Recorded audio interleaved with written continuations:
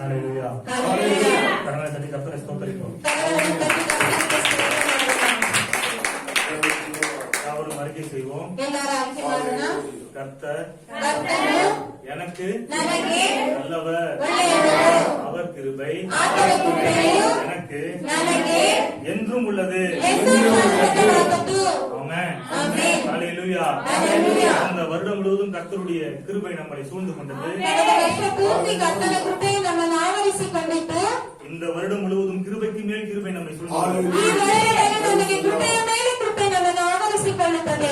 விசுவாசிக்கிறீங்க? ஹalleluya.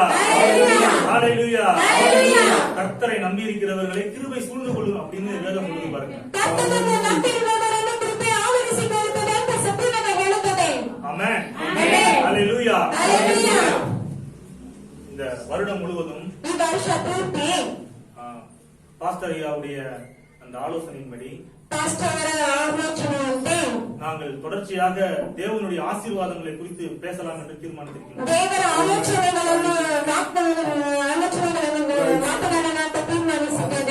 தேவனுடைய ஆசீர்வாதங்கள் எல்லாம் வாக்குத்தத்தங்களுக்குள் அடங்கியது. வாக்குத்தத்தங்களில் இருக்கின்ற ஆசீர்வாதங்களை நாம் எப்படி சுதந்திரித்துக் கொள்வது என்பதை குறித்து தொடர்ச்சியாக நாம் கற்றுக்கொள்ள போகிறோம்.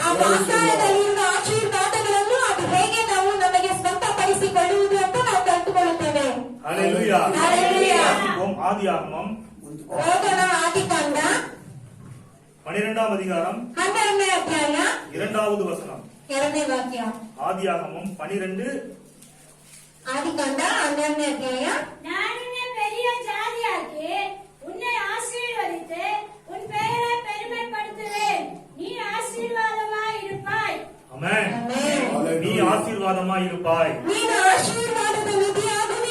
ஆமென். பக்கத்துல உங்களை பார்த்து சொல்லுங்க. தலைமையில கை வச்சு சொல்லுங்க. நீ ஆசீர்வாதமாய் இருப்பாய். நீ ஆசீர்வாதமாய் இருப்பாய். பக்கத்துல சொல்லுங்க. அவங்க பக்கத்துல நீ ஆசீர்வாதமாய் இருப்பாய். நீ ஆசீர்வாதமாய் இருப்பாய். ஆபிரகாமுடைய ஆசீர்வாதம் இது நமக்கு உரியதாக இருக்குது. கிறிஸ்துக்குள்ள ஆண்டவர் சொல்றாரு, உன்னை ஆசீர்வதிக்கிறவனை நான் ஆசீர்வதிப்பேன். ஹalleluya. ஆசீர்வதிச்சிருக்கீங்கல்ல, அதனால கர்த்தர் உங்களை ஆசீர்வதிப்பார். ஹalleluya. ஆபிரகாமின் பொருளாதார ஆசீர்வாதத்தை குறித்து நான் இன்று பேச போகிறேன். நீ ஆசீர்வாதமாய் இருப்பாய். ஹalleluya. பைபிள் சொல்லுது, கர்த்தருடைய ஆசீர்வாதமே ஐஸ்வர்யத்தை தரும். ஆமென். நீ ஆசீர்வாதமா இருப்பாய் அப்படின்னா என்ன அர்த்தம்? ஐஸ்வர்யம் உள்ளவனா இருப்பாய். ஹalleluya. ஹalleluya. கர்த்தருடைய ஆசீர்வாதம் என்ன தருது? ஐஸ்வர்யத்தை தருகின்றது. நம்ம தெளிவா புரிஞ்சுக்கணும் பாருங்க. ஐஸ்வர்யத்தை குறித்து தவறான மனப்பான்மை கிறிஸ்தவ சபைகளில் இருக்குது பாருங்க.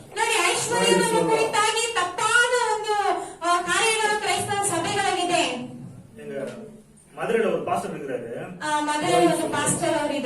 சபையில 4000 விசுவாசிகள் இருக்கிறாங்க. ஊழியத்துல ஒரு ஸ்தாபனத்துல ஊழியம் பண்ணிட்டு இருந்தாரு.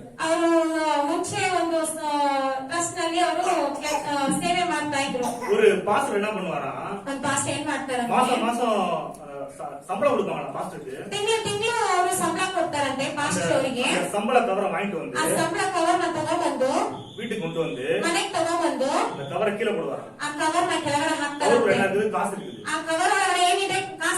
கீழே போட்டு மிதிப்பாராம். இயேசு நாமத்துல அந்த பணத்தை நான் மிதிக்கிறேன், இந்த சாபத்தை நான் மிதிக்கிறேன் அவர் மீது தள்ளி விடுவாராம். அவரு மனநிலை எப்படின்னா, மனம் அப்படின்னா சாபம் அப்படின்னு நினைச்சிட்டு இருக்கிறாரு, பணம் அப்படின்னா பாவம் அப்படின்னு நினைச்சிட்டு இருக்காரு. மிதிச்சு தள்ளிடுவாராம். ತುಳಿದು ತಳ್ಬಿಡ್ತಾರಂತೆ. அப்படியே ஓரத்துல உட்கார்ந்துருப்பாராம். ಹಾಗೆ ಕೂತಿರ್ತಾರಂತೆ. கொஞ்சம் பசிக்க ஆரம்பிக்குமா. ಸ್ವಲ್ಪ ಸಮಯದ ಆದ್ಮೇಲೆ ಹಸು ಉಂಟಾಗುತ್ತದೆ. மெதுவா போவாராம். ಹಾಗೆ ಮೆತ್ತಿಗೆ ಹೋಗುತ್ತಾರೆ. கவர்ல இருக்கிற பணத்துல இட்லி வாங்க ಆ போவாராம். ಕವರ್ ನಲ್ಲಿರುವ ಹಣ ತಗೊಂಡು ಇಡ್ಲಿ ತಗೊಳಕ್ ಹೋಗ್ತಾರಂತೆ. இது ஒரு அறிவின்மை பாருங்க. ಇವ್ರಿಗೆ ಒಂದು ಜ್ಞಾನ ಇಲ್ಲ ನೋಡಿ. இன்னொரு சிலர் என்ன பண்ணுவாங்கன்னா, ಇನ್ನು ಕೆಲವರು ಏನ್ ಮಾಡ್ತಾರಂದ್ರೆ பணத்தை வாங்கின உடனே ಹಣವನ್ನು ತಗೊಂಡ ತಕ್ಷಣ பணத்தை தொட்டு கும்பிடுவாங்க. ಹಣವನ್ನು ಮುಗಿತಾರೆ. பணம் தான் கடவுள் அப்படின்னு சொல்லுவாங்க. ಅದನ್ನ ಮುಟ್ಟಿ ಮುಗಿದು ಅವರು ಹಣನೇ ದೇವರು ಅಂತ ತಿಳಿಯುತ್ತಾರೆ. பணத்தை வெட்டி விடுச்சா கல்ல ஊத்திக்குவாங்க. ಹಣ ಏನಾದ್ರು ಕೆಳಗಡೆ ಬಿದ್ದು ಹೋದ್ರೆ ಅದನ್ನ ಮುಗಿತಾರೆ. இது முட்டாள்தனம் பாருங்க. ಇದು ಮೂರ್ಖತನ ನೋಡಿ. கர்த்தருடைய ஆசீர்வாதமே ஐஸ்வர்யத்தை தரும். ಕರ್ತನ ಆಶೀರ್ವಾದವೇ ಐಶ್ವರ್ಯವನ್ನು ಕೊಡುತ್ತದೆ. ஹalleluya. ஹalleluya. ஹalleluya. ஹalleluya. ஐஸ்வர்யமும் கனமும் ಐಶ್ವರ್ಯವೂ ಘನವೂ ಯಾರಿಂದ ಬರುತ್ತದೆ? தேவனாலே வருகிறது. ದೇವರಿಂದ ಬರುತ್ತದೆ. ஆமென். ஆமென். ஹalleluya. ஹalleluya. ஐஸ்வர்யமும் கனமும் தேவனாலே வருகின்றது. ಐಶ್ವರ್ಯವೂ ಘನತೆಯೂ ದೇವರಿಂದ ಬರುತ್ತದೆ. ரெண்டு வகையான ஆசீர்வாதத்தை வேதம் சொல்லுது பாருங்க. ಎರಡು ವಿಧವಾದ ಆಶೀರ್ವಾದಗಳನ್ನು ಸತ್ಯವೇದ ಹೇಳ್ತಾರೆ ನೋಡಿ.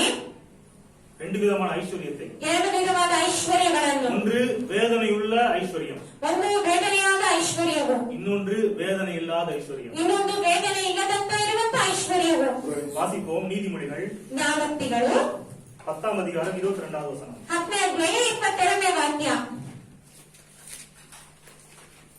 நீதிமொழிகள் 10:22. ಜ್ಞಾನೋಕ್ತಿಗಳು 10ನೇ ಅಧ್ಯಾಯ 22ನೇ ವಾಕ್ಯ. ಯೆಹೋವನ ಆಶೀರ್ವಾದವು ಭಾಗ್ಯದಾಯಕವು, ಅದು ವ್ಯಸನವನ್ನು ಸೇರಿಸದು. ஹalleluya. ಹಲ್ಲೆಲೂಯಾ.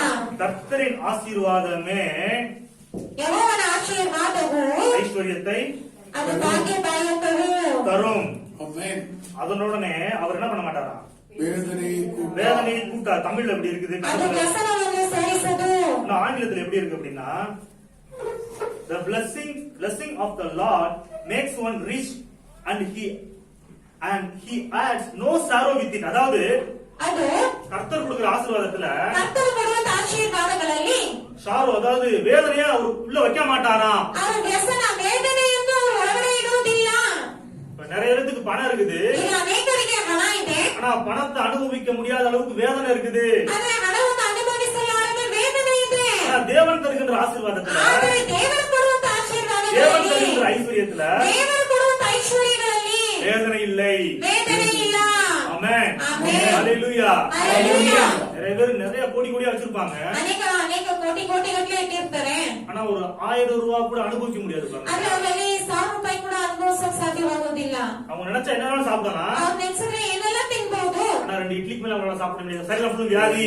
ಆದ್ರೆ 2 ಇಡ್ಲಿ ಮೇಲೆ ತಿನ್ನಕ್ ಆಗೋದಿಲ್ಲ, ಶರೀರ ಪೂರ್ತಿ ರೋಗ ಇರ್ತದೆ. அதுதான் வேதனை உள்ள ஐஸ்வர்யம். ಅದುವೇ ವೇದನೆಯಾದಂತಹ ಒಂದು ಐಶ್ವರ್ಯವು. ஆனா கர்த்தர் கொடுக்கின்ற ஐஸ்வர்யம் ಆದರೆ ಕರ್ತನು ಕೊಡುವಂತ ಐಶ್ವರ್ಯವು நாம் அனுபவிப்பதற்கு சகல விதமான நன்மைகளையும் சம்பூர்ணமாக கொடுக்கின்ற ஐஸ்வர்யம். ನಮ್ಮ ಅನುಭವಗೋಸ್ಕರ ಅವರು ಸಕಲ ವಿಧವಾದ ಶುಭಗಳನ್ನು ಸಂಪೂರ್ಣವಾಗಿ ಕೊಡುವಂತ ಐಶ್ವರ್ಯವು. வேதனை இல்லாத ஐஸ்வர்யம். ವೇದನೆ ಇಲ್ಲದಂತ ಐಶ್ವರ್ಯವು. இதுதான் பாருங்க ஆபிரகாமின் ஆசீர்வாதம். ಇದುವೇ ಅಬ್ರಹಾಮನ ಆಶೀರ್ವಾದ. இதுதான் ஆண்டவர் மூலமாக வருகின்ற ஆசீர்வாதத்தின் ಇದುವೇ ஐஸ்வர்யம். ದೇವರ ಮೂಲಕವಾಗಿ ಬರುವಂತ ಆಶೀರ್ವಾದದ ಐಶ್ವರ್ಯವು. ஹalleluya. ஹalleluya. இந்த வரி அண்டர்லைன் படிங்க. வேதனையை கூட்டார். வேதனை ವ್ಯಸನವನ್ನು ಸೇರಿಸದು. வேதனை வேதனையை கூட்டார். ವೇದನೆಯನ್ನು ಸೇರಿಸುವುದಿಲ್ಲ. இன்னொரு ஐஸ்வர்யம் இருக்கு பாருங்க, வேதனை உள்ள ஐஸ்வர்யம். ಇನ್ನೊಂದು ಐಶ್ವರ್ಯ ಇದೆ ನೋಡಿ, ವೇದನೆಯಾದಂತಹ ಒಂದು ಐಶ್ವರ್ಯ. வாசிங்க 1 தீமோத்தேயு 1 தೀಮೋಥೆಯದವರಿಗೆ 6ஆம் அதிகாரம் 10வது வசனம். 6ನೇ ಅಧ್ಯಾಯ 10ನೇ ವಾಕ್ಯ. 1 தீமோத்தேயு 6ஆம் அதிகாரம் 10வது வசனம். 1 ತೀಮೋಥೆಯವರಿಗೆ 6ನೇ ಅಧ್ಯಾಯ 10ನೇ ವಾಕ್ಯ.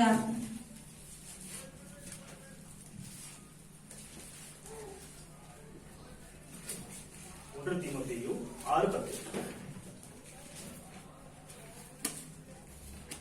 ಹಣದಾಸೆಯು ಸಕಲ ವಿಧವಾದ ಕೆಟ್ಟತನಕ್ಕೆ ಮೂಲವಾಗಿದೆ.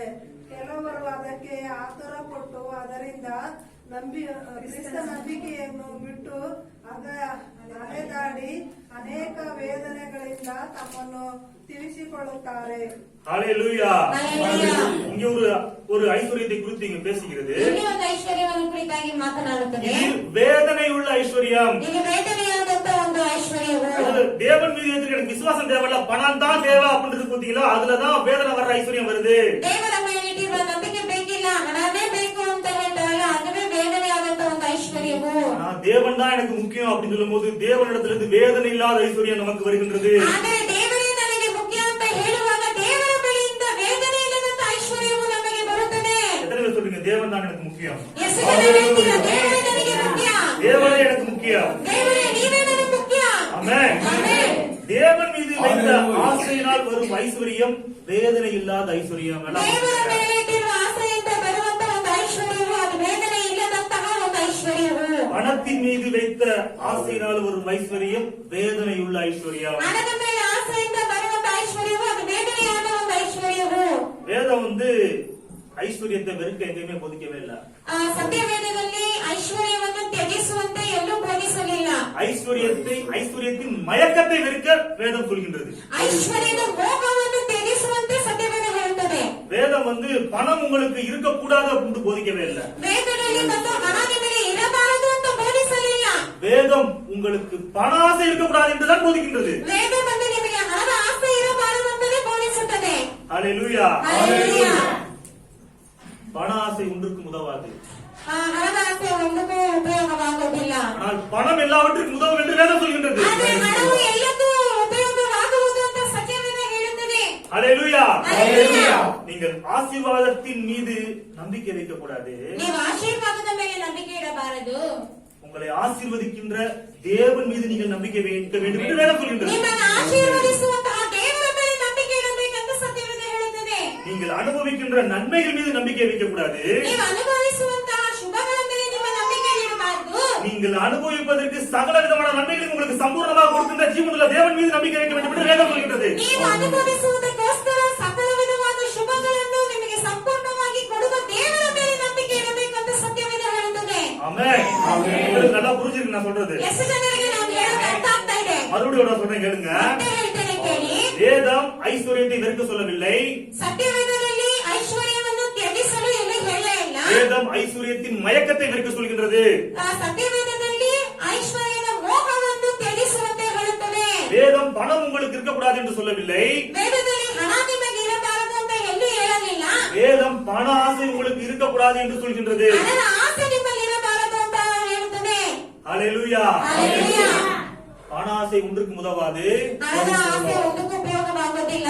பணம் எல்லாவற்றுக்கும் உதவும் என்று வேதம் சொல்கின்றது. ಆದರೆ ಹಣವು ಎಲ್ಲಕ್ಕೂ ನಮಗೆ ಉಪಯೋಗವಾಗುತ್ತದೆ ಅಂತ ಸತ್ಯವೇದ ಹೇಳುತ್ತದೆ. ஒரு தெளிவு நம்மளுக்குள்ள வந்தாதான் ಒಂದು ಸ್ಪಷ್ಟತೆ ನಮ್ಮಲ್ಲಿ ಬಂದರೆ கர்த்தர் கொடுக்கின்ற ஆசீர்வாதங்களை நாம் பெற்றுக்கொள்ள முடியும். ಕರ್ತನು ಕೊಡುವಂತ ಆಶೀರ್ವಾದಗಳನ್ನು ನಾವು ಹೊಂದ್ಕೊಳ್ಬಹುದು. ஆமென். ಆಮೆನ್. ஹல்லேலூயா. ಹಲ್ಲೆಲೂಯಾ. இல்ல பிரதர் பைபிள்ல சொல்லி இருக்குது. ಇಲ್ಲ ಬ್ರದರ್, ಬೈಬಲ್ ಅಲ್ಲಿ ಹೇಳಿದೆ ஐஸ்வர்யம் உள்ளவர்கள் ಐಶ್ವರ್ಯ ಉಳ್ಳವರು தேவனுடைய ராஜ்யத்தில் பிரவேசிப்பது அரிதுன்னு சொல்லிருக்காருல்ல. ದೇವರ ರಾಜ್ಯದಲ್ಲಿ ಪ್ರವೇಶ ಮಾಡೋದು ಕಷ್ಟ ಅಂತ ಹೇಳಿದಾರಲ್ಲ. இயேசு என்ன சொல்லிருக்காரு? எடுத்து வாசிங்க. ಯೇಸು ಏನಂತ ಹೇಳಿದ್ದಾರೆ ಎತ್ತು ಓದೋಣ. மார்க் 10 அதிகாரம் 23 24. ಮಾರ್ಕ್ ಬರೆದ ಸುವಾರ್ತೆ 10ನೇ ಅಧ್ಯಾಯ 23-24. மார்க் 10 23 24.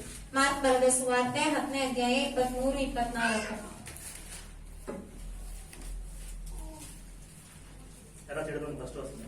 அப்பொழுது இயேசு சுற்றி பார்த்து தம்முடைய சீஷரை நோக்கி, ஐஸ்வர்யமுள்ளவன் தேவனுடைய ராஜ்யத்தில் பிரவேசிப்பது எவ்வளவு அரிதா இருக்கிறது என்றார். அரிதா இருக்கிறது என்றார். சீஷர் அவர்களுடைய வார்த்தைகளை குறித்து ஆச்சரியப்பட்டார்கள். இயேசு பின்னும் அவர்களை நோக்கி பிள்ளைகளே ஐஸ்வர்யத்தின் மேல் நம்பிக்கையா இருக்கிறவர்கள் அந்த விளக்கத்தை சொல்றாரு பாருங்க. ஐஸ்வர்யத்தின் மேல் நம்பிக்கையா இருக்கிறவர்கள் தேவனுடைய ராஜ்யத்தில் பிரவேசிப்பது எவ்வளவு அரிதா இருக்கிறது. தேவனுடைய ராஜ்யத்தில் பிரவேசிப்பது எவ்வளவு அரிதா இருக்கின்றது. ஹல்லேலூயா. ಹಲ್ಲೆಲೂಯಾ. அப்ப இயேசு என்ன சொல்றாரு? ಆಗ ಯೇಸು ಏನ್ ಹೇಳ್ತಾರೆ? ஐஸ்வர்யவான்கள் தேவனுடைய ராஜ்யத்தில் பிரவேசிப்பது அரிது பண்றாரு, ரேர் பண்றாரு. ಐಶ್ವರ್ಯವಂತರು ದೇವರ ರಾಜ್ಯದಲ್ಲಿ ಪ್ರವೇಶಿಸುವುದು சீஷர்கள் ஆச்சரியப்படுறாங்க. ಆಶ್ಚರ್ಯಪಡುತ್ತಾರೆ. ஐஸ்வர்யவான்கள் பிரவேசிக்க முடியாதா? ಏನ್ ದೇವರೇ, ಐಶ್ವರ್ಯವಂತರೆಲ್ಲ ಪ್ರವೇಶ அப்பதான் ಮಾಡಕ್ಕಾಗಲ್ಲ. இயேசு அந்த அர்த்தத்தை சொல்றாரு. ಆಗ ಯೇಸು ಅರ್ಥವನ್ನು ಹೇಳ್ತಾರೆ. ஐஸ்வர்யத்தின் மேல் நம்பிக்கையா இருக்கின்ற ஐஸ்வர்யவான்கள், ಐಶ್ವರ್ಯದ ಮೇಲೆ ನಂಬಿಕೆ ಇಟ್ಟಿರುವಂತ ಐಶ್ವರ್ಯವಂತರು ಅವರು தேவனுடைய ராஜ்யத்தில் ரட்சிப்புக்குள்ள ರಕ್ಷಣೆಯೊಳಗೆ ಪ್ರವೇಶಿಸುವುದು கொஞ்சம் கஷ்டம் ಸ್ವಲ್ಪ ಕಷ್ಟ அப்படின்னு சொல்லிட்டு ಅಂತ ಹೇಳ್ಬಿಟ್ಟು அடுத்த வசனத்துல சொல்றாரு, ವಾಕ್ಯದಲ್ಲಿ ಹೇಳುತ್ತಾರೆ, மனுஷனால் கூடாது, ಇದು ಮನುಷ್ಯರಿಗೆ ಅಸಾಧ್ಯ, தேவனால் கூடும். ದೇವರಿಗೆ ಸಾಧ್ಯ. ஹalleluya ஹalleluya. அப்ப ಆಗ தேவனுடைய ராஜ்யத்திற்குள் பிரவேசிப்பது அப்படின்னா ದೇವರ ರಾಜ್ಯದಲ್ಲಿ ಪ್ರವೇಶಿಸುವುದು ಅಂದರೆ ரட்சிப்புக்குள்ளே பிரவேசிப்பது. ರಕ್ಷಣೆಯೊಳಗೆ ಪ್ರವೇಶಿಸುವುದು. ஆமென். ஆமென். அடுத்த வசனத்தை வாசித்து பாருங்க. சீசர்கள் கேக்குறாங்க இயேசுட்ட, ಮತ್ತೆ ಆ ವಾಕ್ಯಗಳಲ್ಲಿ ಓದ್ ನೋಡಿ ಶಿಷ್ಯರು ಕೇಳ್ತಾರೆ ಯೇಸುವಿನ ಬಳಿ, அப்பொழுது அப்படி என்றால் யார்தான் ரட்சிக்கப்பட முடியும் அப்படின்னு கேக்குறாங்க. ಹಾಗಾದ್ರೆ ಯಾರು ರಕ್ಷಣೆ ಹೊಂದಬಹುದು? அப்ப இயேசு எதை பத்தி பேசுறாரு? ಆಗ ಯೇಸು ಇಲ್ಲಿ ಯಾವುದರ ಬಗ್ಗೆ ಮಾತನಾಡ್ತಾರೆ? ரட்சிப்பை குறித்து பேசுகிறார். பரலோக ராஜ்யத்தில் பிரவேசிப்பது. ರಕ್ಷಣೆಯ ಕುರಿತಾಗಿ ಮಾತನಾಡ್ತಾರೆ. ಪರಲೋಕ ರಾಜ್ಯದಲ್ಲಿ ಪ್ರವೇಶಿಸುವುದು. நம்ம எல்லாரும் எங்க இருக்கோம்? ಈಗ ನಾವೆಲ್ಲರೂ ಎಲ್ಲಿದ್ದೇವೆ? பரலோக ராஜ்யத்துக்குள்ளதான் இருக்கிறோம். ಪರಲೋಕ ರಾಜ್ಯದೊಳಗೆ ಇದ್ದೇವೆ. பரலோக ராஜ்யத்துக்குள் பிரவேசிப்பது வேற, ಪರಲೋಕ ರಾಜ್ಯದೊಳಗೆ ಪ್ರವೇಶಿಸುವುದು ಬೇರೆ, பரலோக ராஜ்யத்தை சுதந்தரித்துக் கொள்வது வேற. ಪರಲೋಕ ರಾಜ್ಯವನ್ನು ನಾವು ಸ್ವತಂತ್ರಪಡಿಸಿಕೊಳ್ಳುವುದು ಬೇರೆ. ஹalleluya. நம்ம பரலோக ராஜ்யத்துக்குள்ள வந்துட்டோம் பாருங்க. ಪರಲೋಕ ರಾಜ್ಯದೊಳಗೆ ಬಂದಿದ್ದೇವೆ ನೋಡಿ. ஒரு பாஸ்டர் சொல்லுவாரு, ಒಂದು ಪಾಸ್ಟರ್ ಹೇಳ್ತಾರೆ, ஐஸ்வர்யவான்கள் தேவனுடைய ராஜ்யத்தில் பிரவேசிப்பது அரிது. ಐಶ್ವರ್ಯವಂತರು ದೇವರ ರಾಜ್ಯದಲ್ಲಿ ಪ್ರವೇಶಿಸುವುದು ಅದು ಕಷ್ಟ. ஏன்? ಯಾಕೆ? அவங்க அவ்வளவு சீக்கிரத்துல ஆண்டவர் ஏத்துக்கிற மாட்டாங்க பாருங்க. ಅವರು ಅಷ್ಟು ಬೇಗನೆ ದೇವರನ್ನು ಅಂಗೀಕರಿಸಿಕೊಳ್ಳೋದಿಲ್ಲ ನೋಡಿ. ஒரு பெரிய இதா இருப்பாங்க. ಒಂದು ದೊಡ್ಡ ಒಂದು ಗೌರವದಿಂದ ಇರ್ತಾರೆ ನೋಡಿ. எனக்கு எல்லாமே இருக்கு, நான் எதுக்கு இயேசு ஏத்துக்கறணும்? ನನ್ಗೆ ಎಲ್ಲಾನು ಇದೆ, ನಾನು ಯಾಕೆ ಯೇಸುನ மனசை ಅಂಗೀಕರಿಸ್ಬೇಕು? கடினப்படுத்திக்குவாங்க. ತನ್ನ ಮನಸ್ಸನ್ನು ಕಠಿಣಪಡಿಸಿಕೊಂಡಿರ್ತಾರೆ. ஒரு போதர் சொல்றாரு, ಆದ್ರೆ ಒಂದು ಬೋಧಕರು ಹೇಳುತ್ತಾರೆ, ஐஸ்வர்யவான்கள் தேவனுடைய ராஜ்யத்தில் பிரவேசிப்பது அரிது. ಐಶ್ವರ್ಯವಂತರು ದೇವರ ರಾಜ್ಯದಲ್ಲಿ ಪ್ರವೇಶಿಸುವುದು ಅದು ಸ್ವಲ್ಪ ಕಷ್ಟ. ஆனால் தரித்திரர்கள் தேவனுடைய ராஜ்யத்தில் ஐஸ்வர்யவான்களாக ஆவது எளிது. ಆದರೆ ದರಿದ್ರರು ದೇವರ ರಾಜ್ಯದಲ್ಲಿ ಐಶ್ವರ್ಯವಂತರಾಗುವುದು ಅದು ಸುಲಭ. ஹalleluya. ஹalleluya. இயேசு கிறிஸ்துவின் கிருபையை அறிந்திருக்கின்றீர்களே, ಕರ್ತನಾದ ಯೇಸು ಕ್ರಿಸ್ತನ ಕೃಪೆಯನ್ನು ನೀವು ತಿಳಿದಿದ್ದೀರಲ್ಲ, அவர் ஐஸ்வர்யம் உள்ளவராய் இருந்தும் ಅವರು ಐಶ್ವರ್ಯವಂತರಾಗಿದ್ದು உங்கள் நிமித்தம் தரித்திரரானாரே. ನಿಮಗೋಸ್ಕರ ಬಡವರಾದರೆ. ஹalleluya. நீங்க ராஜ்யத்திற்குள்ள பிரவேசிக்கும் போது நீங்க தரித்திரரா இருந்திருக்கலாம். ನೀವು ರಾಜ್ಯದೊಳಗೆ ಪ್ರವೇಶಿಸುವಾಗ ನೀವು நீங்க ಬಡವರಾಗಿದ್ದಿರಬಹುದು. ராஜ்யத்திற்குள்ள வந்த பிறகு கிறிஸ்து இயேசுவின் மூலமாக ஐஸ்வர்யவான்களாக இருக்கின்றீர்கள். ನೀವು ರಾಜ್ಯದೊಳಗೆ ಬಂದ ಮೇಲೆ ಕ್ರಿಸ್ತ ಯೇಸುವಿನ ಮೂಲಕವಾಗಿ ನೀವು ಐಶ್ವರ್ಯವಂತರಾಗಿದ್ದೀರಿ. ஆமென். ஆமென். கரங்களை எடுத்து சொல்லுங்க, நான் கிறிஸ்துவுக்குள் ಎಲ್ಲರೂ ಕರಗಳಲ್ಲಿ ಎತ್ತಿ ಹೇಳೋಣ, ನಾನು ಕ್ರೈಸ್ತನಲ್ಲಿ ஐஸ்வர்யவானாக இருக்கின்றேன். ಐಶ್ವರ್ಯವಂತನಾಗಿದ್ದೇನೆ. கிறிஸ்துவுக்குள் ನಾನು ಕ್ರಿಸ್ತನಲ್ಲಿ ஐஸ்வர்யவானாக இருக்கின்றேன். ಐಶ್ವರ್ಯವಂತನಾಗಿದ್ದೇನೆ. இல்ல பிரதர், என் பாக்கெட்ல பணம் இல்ல, ಇಲ್ಲ ಬ್ರದರ್, ನನ್ನ ಜೇಬಿನಲ್ಲಿ ಹಣ ಇಲ್ಲ, பேங்க்ல பேலன்ஸ் இல்ல, ಬ್ಯಾಂಕ್ ಅಲ್ಲಿ ಬ್ಯಾಲೆನ್ಸ್ ಇಲ್ಲ, கடன் இருக்குது, ಸಾಲ ಇದೆ. என்ன இருந்தாலும் ಏನಿದ್ರು உங்க மனசுல ஒண்ணு நல்லா தெரிஞ்சுக்கங்க, ನಿಮ್ಮ ಮನಸ್ಸಲ್ಲಿ ಒಂದು ಚೆನ್ನಾಗಿ ತಿಳ್ಕೊಳ್ಳಿ, நீங்க கிறிஸ்துவுக்குள் ஐஸ்வர்யவான். ನೀವು ಕ್ರೈಸ್ತನಲ್ಲಿ ಐಶ್ವರ್ಯವಂತರು. அதுதான் உண்மை. ಅದೇ ನಿಜ. தேவனுடைய வார்த்தை கண்டிப்பாக உங்களுடைய வாழ்க்கையில நிறைவேறும். ದೇವರ ವಾಕ್ಯ ಖಂಡಿತವಾಗಿ ನಿಮ್ಮ ಜೀವನದಲ್ಲಿ ನೆರವೇರುತ್ತದೆ. ஹalleluya. ஹalleluya. தாவீது வந்து என்ன பண்றாங்க? தாವೀದನು ಏನ್ ಮಾಡ್ತಾರೆ? சாமுவேல் அபிஷேகம் பண்றாரு. ಸಾಮುವೇಲನ ಅಭಿಷೇಕ ಮಾಡುತ್ತಾರೆ. அபிஷேகம் பண்ண உடனே இவன் ராஜாவா மாறல. ಅಭಿಷೇಕ ಮಾಡಿದ ತಕ್ಷಣ ಅವನು ರಾಜನಾಗಲಿಲ್ಲ. அவன் ராஜாதான். ಆದ್ರೆ ಅವನು ರಾಜನೇ. அவன் சிங்காசனத்துக்கு ஏறதுக்கு பல காலங்கள் ஆனது, பல வருடங்கள் ஆனது. ಆದ್ರೆ ಅವನು ಸಿಂಹಾಸನಕ್ಕೆ ಹತ್ತುವುದಕ್ಕೆ ಹಲವು ವರ್ಷಗಳಾಯಿತು. ஓடுறான், ஒளியிறான், சவுல் துரத்துறான். ಓಡುತ್ತಾನೆ, ಅಲ್ಲಿ ಬಚ್ಕೊಳ್ತಾನೆ, ಸೌಲನ್ನು ಓಡಿಸ್ತಾನೆ. இருந்தாலும் அவன் ராஜாதான். ಇದ್ರೂ ಅವನು ರಾಜನೇ. ஹalleluya. ஹalleluya. தேவன் ஒரு வார்த்தை சொல்லிட்டாருன்னா அது கண்டிப்பா நிறைவேறும். எப்படிதான் நானும் உங்களுக்கு சொல்றேன் இந்த காலை வேளையில, ದೇವರು ಒಬ್ಬರಿಗೆ ಒಂದು ಮಾತನ್ನು ಹೇಳಿದರೆ ಅದು ಖಂಡಿತವಾಗಿ ನೆರವೇರುತ್ತದೆ. கிறிஸ்துவுக்குள் நீங்கள் ஐஸ்வர்யவான்களாக இருக்கிறீர்கள். ಕ್ರೈಸ್ತರಲ್ಲಿ ನೀವು ಐಶ್ವರ್ಯವಂತರಾಗಿದ್ದೀರಿ. ஆமென். ஆமென். ஹalleluya. ஹalleluya. ஒரு சிலர் சொல்லுவாங்க ஐஸ்வர்யவான்கள் இயேசுவுக்கு சீசர்களா இருக்க முடியாது அப்படின்னு. ಕೆಲವರು ಹೇಳ್ತಾರೆ ಐಶ್ವರ್ಯವಂತವರೆಲ್ಲ ಕ್ರೈಸ್ತನಿಗೆ ಶಿಷ್ಯರಾಗಿರೋಕ್ ಸಾಧ್ಯ ಇಲ್ಲ ಅಂತ.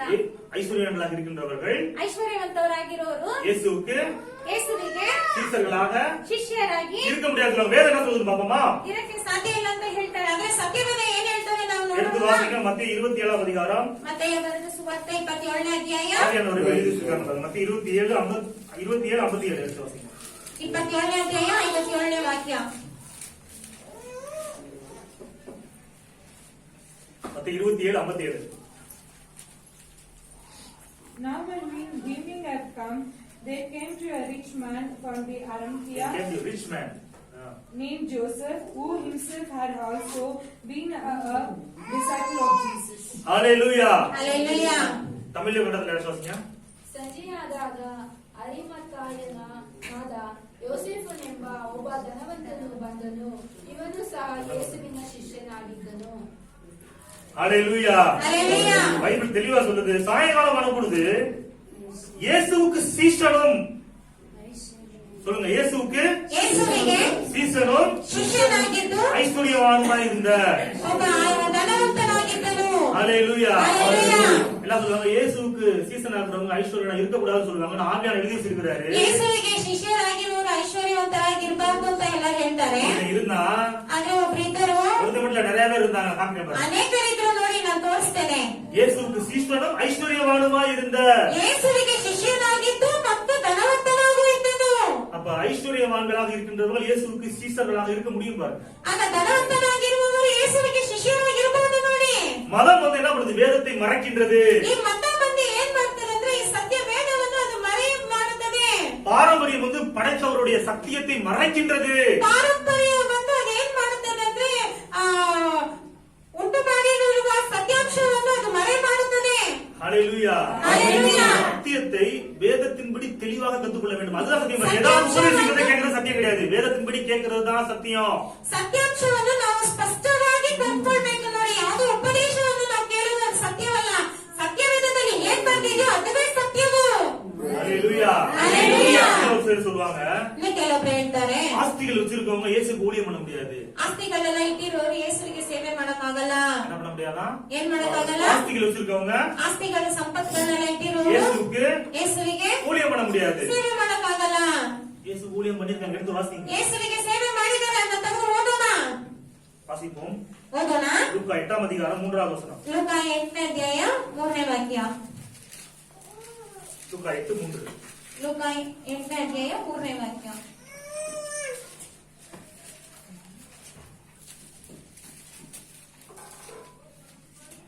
And Jonah, the wife of Joah, Herod's steward, and Susanna, and many others, who provided for him for their substance. ஹalleluya. ஹalleluya. கடத்துல வாசிங்க. தமிழ்ல வாசிங்க. ஏரோதின் காரியக்காரரான கூசாவின் மனைவியாகிய யோவனாலும் சூசன்னாலும் தங்கள் ஆஸ்திகளால் அவருக்கு ஊழியம் செய்து கொண்டு வந்த மற்ற அநேகம் ஸ்திரீகளும் அவருடனே இருந்தார்கள். ஹalleluya. ஹalleluya. அப்ப இயேசுவுக்கு ಆಗ ಯೇಸುವಿಗೆ ಫೈನಾನ್ಷಿಯலா ಸಪೋರ್ಟ್ பண்ணிருக்காங்க. ಹಣ ರೀತಿಯಾಗಿ ಅವರು ಸಹಾಯ ಮಾಡಿದರು. தங்களுடைய ஆஸ்திகளினாலே, ತನ್ನ ಆಸ್ತಿಗಳಿಂದ, தங்களுடைய சொத்துக்களினாலே ತನ್ನ ಸಂಪತ್ತುಗಳಿಂದ என்ன பண்ணிருக்காங்க? ಏನ್ ಮಾಡಿದ್ದಾರೆ? இயேசுவுக்கு ஊழியம் செய்திருக்கின்றார்கள். ಸೇವೆ ಮಾಡಿದ್ದಾರೆ. ஹalleluya. ஹalleluya. மனசை நம்ம தெளிவுபடுத்திக்கணும் பாருங்க. ನಮ್ಮ ಮನಸ್ಸನ್ನು ನಾವು ಸ್ಪಷ್ಟಪಡಿಸಿಕೊಳ್ಳಬೇಕು இந்த ನೋಡಿ. மாதிரி எண்ணங்கள் என்ன பண்ணிருது? ಈ ರೀತಿಯಾದ ಯೋಚನೆಗಳು ಏನ್ ಮಾಡುತ್ತವೆ? தேவன் கொடுக்கின்ற ஆசீர்வாதம் கூட நம்ம பெற்றுக்கொள்ள முடியாம தடுக்கிறது. ದೇವರು ಕೊಡುವಂತ ಆಶೀರ್ವಾದಗಳನ್ನು ಕೂಡ ನಾವು ಹೊಂದಲಾರದಂತೆ ಅದು ತಡೆ ಮಾಡುತ್ತದೆ. இயேசுவுக்கு சீசர்களாக இருந்தவர்கள் ஐஸ்வர்யங்களாக இருந்தார்கள். ಯೇಸುವಿಗೆ ಶಿಷ್ಯರಾಗಿದ್ದವರು ಅವರು ಐಶ್ವರ್ಯವಂತರಾಗಿದ್ದರು. இயேசுவுக்கு தங்களுடைய ஆஸ்திகளினால் ஊழியம் செய்த ஊழியக்காரர்களும் இருந்தார்கள். ಯೇಸುವಿಗೆ ತಮ್ಮ ಆಸ್ತಿಗಳಿಂದ ಸೇವೆ ಮಾಡಿದಂತ ಸೇವಕರು ಇದ್ದರು. அநேகர் என்ன நினைச்சிட்டு இருக்காங்க? ಅನೇಕರು ಏನ್ ತಿಳ್ಕೊಂಡಿದ್ದಾರಂದ್ರೆ ஏழ்மையை தாழ்மை என்று நினைக்கின்றார்கள். ಬಡತನವು ಅದು ಒಂದು ತಾಳ್ಮೆ ಅಂತ ಹೇಳಿ ತಿಳಿತಾರೆ. ஏழ்மை என்ன நினைக்கிறாங்க? ಆ ಬಡತನವನ್ನು ಏನಂತ ತಿಳಿತಾರೆ? ஏழ்மையா இருந்தா தாழ்மையா இருந்தா நினைச்சிட்டு இருக்காங்க. ಬಡತನವಾಗಿದ್ರೆ ಒಂದು ತಾಳ್ಮೆಯಿಂದ ಇದ್ದಾರೆ ಅಂತ ತಿಳ್ಕೊಂಡಿದ್ದಾರೆ. வறுமைய எளிமை அப்படின்னு நினைச்சிட்டு இருக்காங்க. ಆ ಒಂದು ಬಡತನವು ಅದು ನಾವು ಕುಗ್ಗಿರುವಂತಹ ಒಂದು ಸ್ಥಿತಿ ಅಂತ ತಿಳಿದುಕೊಂಡಿದ್ದಾರೆ. ஏழ்மையா இருந்தோம்னா தாழ்மையா இருக்கும் அப்படின்னு நினைச்சிட்டு இருக்காங்க நிறைய பேர். ಹಾಗೆ ನಾವು ಏನು ಇಲ್ಲದೆ ಇದ್ರೆ ಒಂದು ತಾಳ್ಮೆಯಾಗಿದ್ದೇವೆ ಅಂತ ತಿಳ್ಕೊಂಡಿದ್ದಾರೆ ಅನೇಕರು. நல்ல ட்ரெஸ் போடாம, அழுக்கான ட்ரெஸ் போட்டு, செருப்பு போடாம அப்படி இருந்தோம்னா அது வந்து எளிமை அப்படின்னு நினைச்சிட்டு இருக்காங்க. ಒಳ್ಳೆ ಬಟ್ಟೆಯನ್ನು ಧರಿಸದೆ ನಾವೇನೋ ಒಂದು ರೀತಿಯಾಗಿ ಇರುವುದಾದರೆ ನಮ್ಮನ್ನು ನಾವು ತಗ್ಗಿಸಿಕೊಳ್ಳುತ್ತೇವೆ ಅಂತ ತಿಳ್ಕೊಂಡಿದ್ದಾರೆ. பற்றாக்குறையோட நல்லா சாப்பிட முடியாம, சேர்த்து வைக்க முடியாம சாலவே ஆசீர்வாதம் நினைச்சிட்டு இருக்காங்க. ಸಾಲದೇ ಇರುವಂತಹ ಸಮಸ್ಯೆಯಲ್ಲಿ ಇರುವುದು ಅದೆಲ್ಲ ಆಶೀರ್ವಾದ ಅಂತ ತಿಳ್ಕೊಂಡಿದ್ದಾರೆ. ஆனா வறுமை, ஏழ்மை என்பது சாபம் என்று வேதம் சொல்கின்றது. ಅದು ಆದರೆ ಬಡತನ ಏನು ಇಲ್ಲದೆ ಇರುವುದು ಅದು ಶಾಪ ಅಂತ ಹೇಳಲ್ಪಡುತ್ತದೆ. சாபத்தின் பட்டியலிலே வருது பாருங்க. அதெல்லாம் ಶಾಪದ ಒಂದು ಲಿಸ್ಟ್ ನಲ್ಲಿ ಬರುತ್ತದೆ ನೋಡಿ. 28ஆம் அதிகாரத்துல வாசித்து பாருங்க. ಧರ್ಮ ಪ್ರದೇಶ ಕಂಡ 28ನೇ ಅಧ್ಯಾಯದಲ್ಲಿ ನೋಡಿ. சுருக்கமா சொல்றேன். ನಾನು ಚಿಕ್ಕದಾಗಿ ಹೇಳ್ತೇನೆ. சாபத்தின் பட்டியலில் வருது வறுமையை பத்தி. ಶಾಪದ ಒಂದು ಲಿಸ್ಟ್ ನಲ್ಲಿ ಬರ್ತದೆ ನೋಡಿ. ಅದು ಬಡತನದ ಬಗ್ಗೆ நிறைய விதைகளை விதைக்கிறானா, ಅನೇಕ ಬೀಜಗಳನ್ನು ಬಿತ್ತುತ್ತಾರೆ. கொஞ்ச கொஞ்சம் தான் இருக்கிறானா. ಆದ್ರೆ ಸ್ವಲ್ಪನೇ ಹೋಗ್ತಾರೆ. சாபம், வறுமை, ಶಾಪ, ಬಡತನ, நிறைய இன்வெஸ்ட்மெண்ட் பண்றாங்க. ತುಂಬಾ ಇನ್ವೆಸ್ಟ್ ಮಾಡ್ತಾರೆ. ஆனா பிசினஸ்ல என்ன கிடைக்க மாட்டேங்குது. ಆದ್ರೆ ಬಿಸ್ನೆಸ್ ಅಲ್ಲಿ ಏನ್ ಸಿಗೋದಿಲ್ಲ, கொஞ்சம் தான் கிடைக்குது. ಸ್ವಲ್ಪನೇ ಸಿಗುತ್ತದೆ ಲಾಭ. போட்ட காசே கிடைக்க மாட்டேங்குது. நஷ்டம். ಹಾಕಿದಂತ ಹಣವೇ ಸಿಗೋದಿಲ್ಲ. இது சாபம் பாருங்க. ಇದು ಶಾಪ ನೋಡಿ. திராட்சை தோட்டத்தை வந்து நட்டு வைக்கிறாங்களா, ದ್ರಾಕ್ಷಿ ತೋಟವನ್ನು ನಡುತ್ತಾರೆ ನೋಡಿ. ஆனா அந்த பலன்களை கூட அனுபவிக்க முடியலையா, ಆದ್ರೆ ಫಲವನ್ನು ಕೂಡ ಅನುಭವಿಸಕ್ ಆಗ್ತಿಲ್ಲ ಅಂತೆ. அதை சேர்த்து வைக்க முடியலையா. ಅದ ಸೇರ್ಸಿರಕ್ ಆಗ್ತಿಲ್ಲ. அப்ப சேர்த்து வைக்க முடியாட்டா என்னது? ಹಾಗಾದ್ರೆ ಸೇರ್ಸಿರಕ್ ಆಗ್ತಿಲ್ಲ ಅಂದ್ರೆ ಅದೇನು? சாபம். ಶಾಪ. ஹalleluya. ஹalleluya. சேர்த்து வைக்க முடியல அப்படின்னா ಸೇರ್ಸಿರಕ್ ಆಗ್ತಿಲ್ಲ ಅಂದ್ರೆ சாபம். ಅದು ಶಾಪ. நீங்க வேலை பாக்குறீங்க, சம்பாதிக்கிறீங்க, ನೀವು ಕೆಲಸ ಮಾಡ್ತೀರಿ, ಸಂಪಾದಿಸ್ತೀರಿ, அத நீங்க ஒரு பர்టిక్యులர் அமௌண்ட் சேர்த்து வைக்கலைன்னா அது சாபம் பாருங்க. ಅದು ನೀವು ಒಂದು ಹಣವನ್ನು ನೀವು ಸೇರ್ಸಿರ್ಲಿಲ್ಲ ಅಂದ್ರೆ ಅದು ಶಾಪ ನೋಡಿ. ஆமென். ಆಮೆನ್. எத்தனை பேர் சேர்த்து வச்சிருக்கீங்க? ಎಷ್ಟು ಜನ ಸೇರ್ಸಿಟ್ಟಿದ್ದೀರಿ? ஹalleluya. ஹalleluya. சேர்த்து வைக்க வேண்டும். ಸೇರ್ಸಿರ್ಬೇಕು. ಯೇಸು கிட்டத்தட்ட 20,000 மேற்பட்ட ஆட்களுக்கு என்ன பண்ணாரு? 20,000 ಮೇಲ್ಪಟ್ಟ ಜನರಿಗೆ ಏನ್ ಮಾಡಿದರು? வேத வல்லுநர்கள் சொல்ற 20,000க்கு மேற்பட்ட மக்களுக்கு வந்து 5 அப்பம் 2 மீன் வச்சு என்ன பண்றாரு? ವೇದ ತಜ್ಞರು ಹೇಳ್ತಾರೆ 20,000 ಜನರಿಗೂ ಮೇಲಾಗಿ ಏನ್ ಮಾಡ್ತಾರೆ? 5 ರೊಟ್ಟಿಗಳು 2 ಮೀನನ್ನು ಇಟ್ಕೊಂಡು ಅದ பெருக பண்ணி ಅದನ್ನ ಹೆಚ್ಚಿಸಿ எல்லாத்துக்கும் கொடுத்து திருப்தி ஆக்குறாரு. ಅದನ್ನ ಎಲ್ಲರಿಗೂ ಕೊಟ್ಟು ತೃಪ್ತಿ ಪಡಿಸುತ್ತಾರೆ. எல்லாரும் சாப்பிட்டு திருப்தி ஆக்குறாரு. ತೃಪ್ತಿ ಹೊಂದಿದ ಮೇಲೆ என்ன பண்ணாங்க? ಏನ್ ಮಾಡಿದರು? 12 கூடை நிறைய 12 ಪುಟ್ಟಿಯಷ್ಟು மிச்சம் எடுத்தார்கள். ಮಿಕ್ಕಿದ ತೆಗೆದರು. ஹalleluya. இதுதான் ஆசீர்வாதம். ಇದುವೇ ಆಶೀರ್ವಾದವು. உங்களுக்கு திருப்தியான போதும் அப்படின்ற மனநிலைமை வந்த பிறகு ಸಾಕು ಅನ್ನುವಂತ ಒಂದು ಮನಸ್ಸಿನ ಇಷ್ಟ ಬಂದ ಮೇಲೆ மிச்சத்தை ಮಿಕ್ಕಿದನ್ನು சேர்த்து வைக்கிற நிலைமை வருது அப்படின்னா ಸೇರಿಸಿರುವಂತ ಒಂದು ಸ್ಥಿತಿ ಬರ್ತದಂದ್ರೆ அதுதான் ஆசீர்வாதம். அதுவே ஆபிரகாமின் ஆசீர்வாதம். ಅದುವೇ ಅಬ್ರಹಾಮನ ಆಶೀರ್ವಾದವು. அதுதான் கர்த்தர் தருகின்ற ஆசீர்வாதம். ಅದುವೇ ದೇವರು ಕೊಡುವಂತ ಆಶೀರ್ವಾದವು. ஆமென். ஆமென். ஹalleluya. ஹalleluya.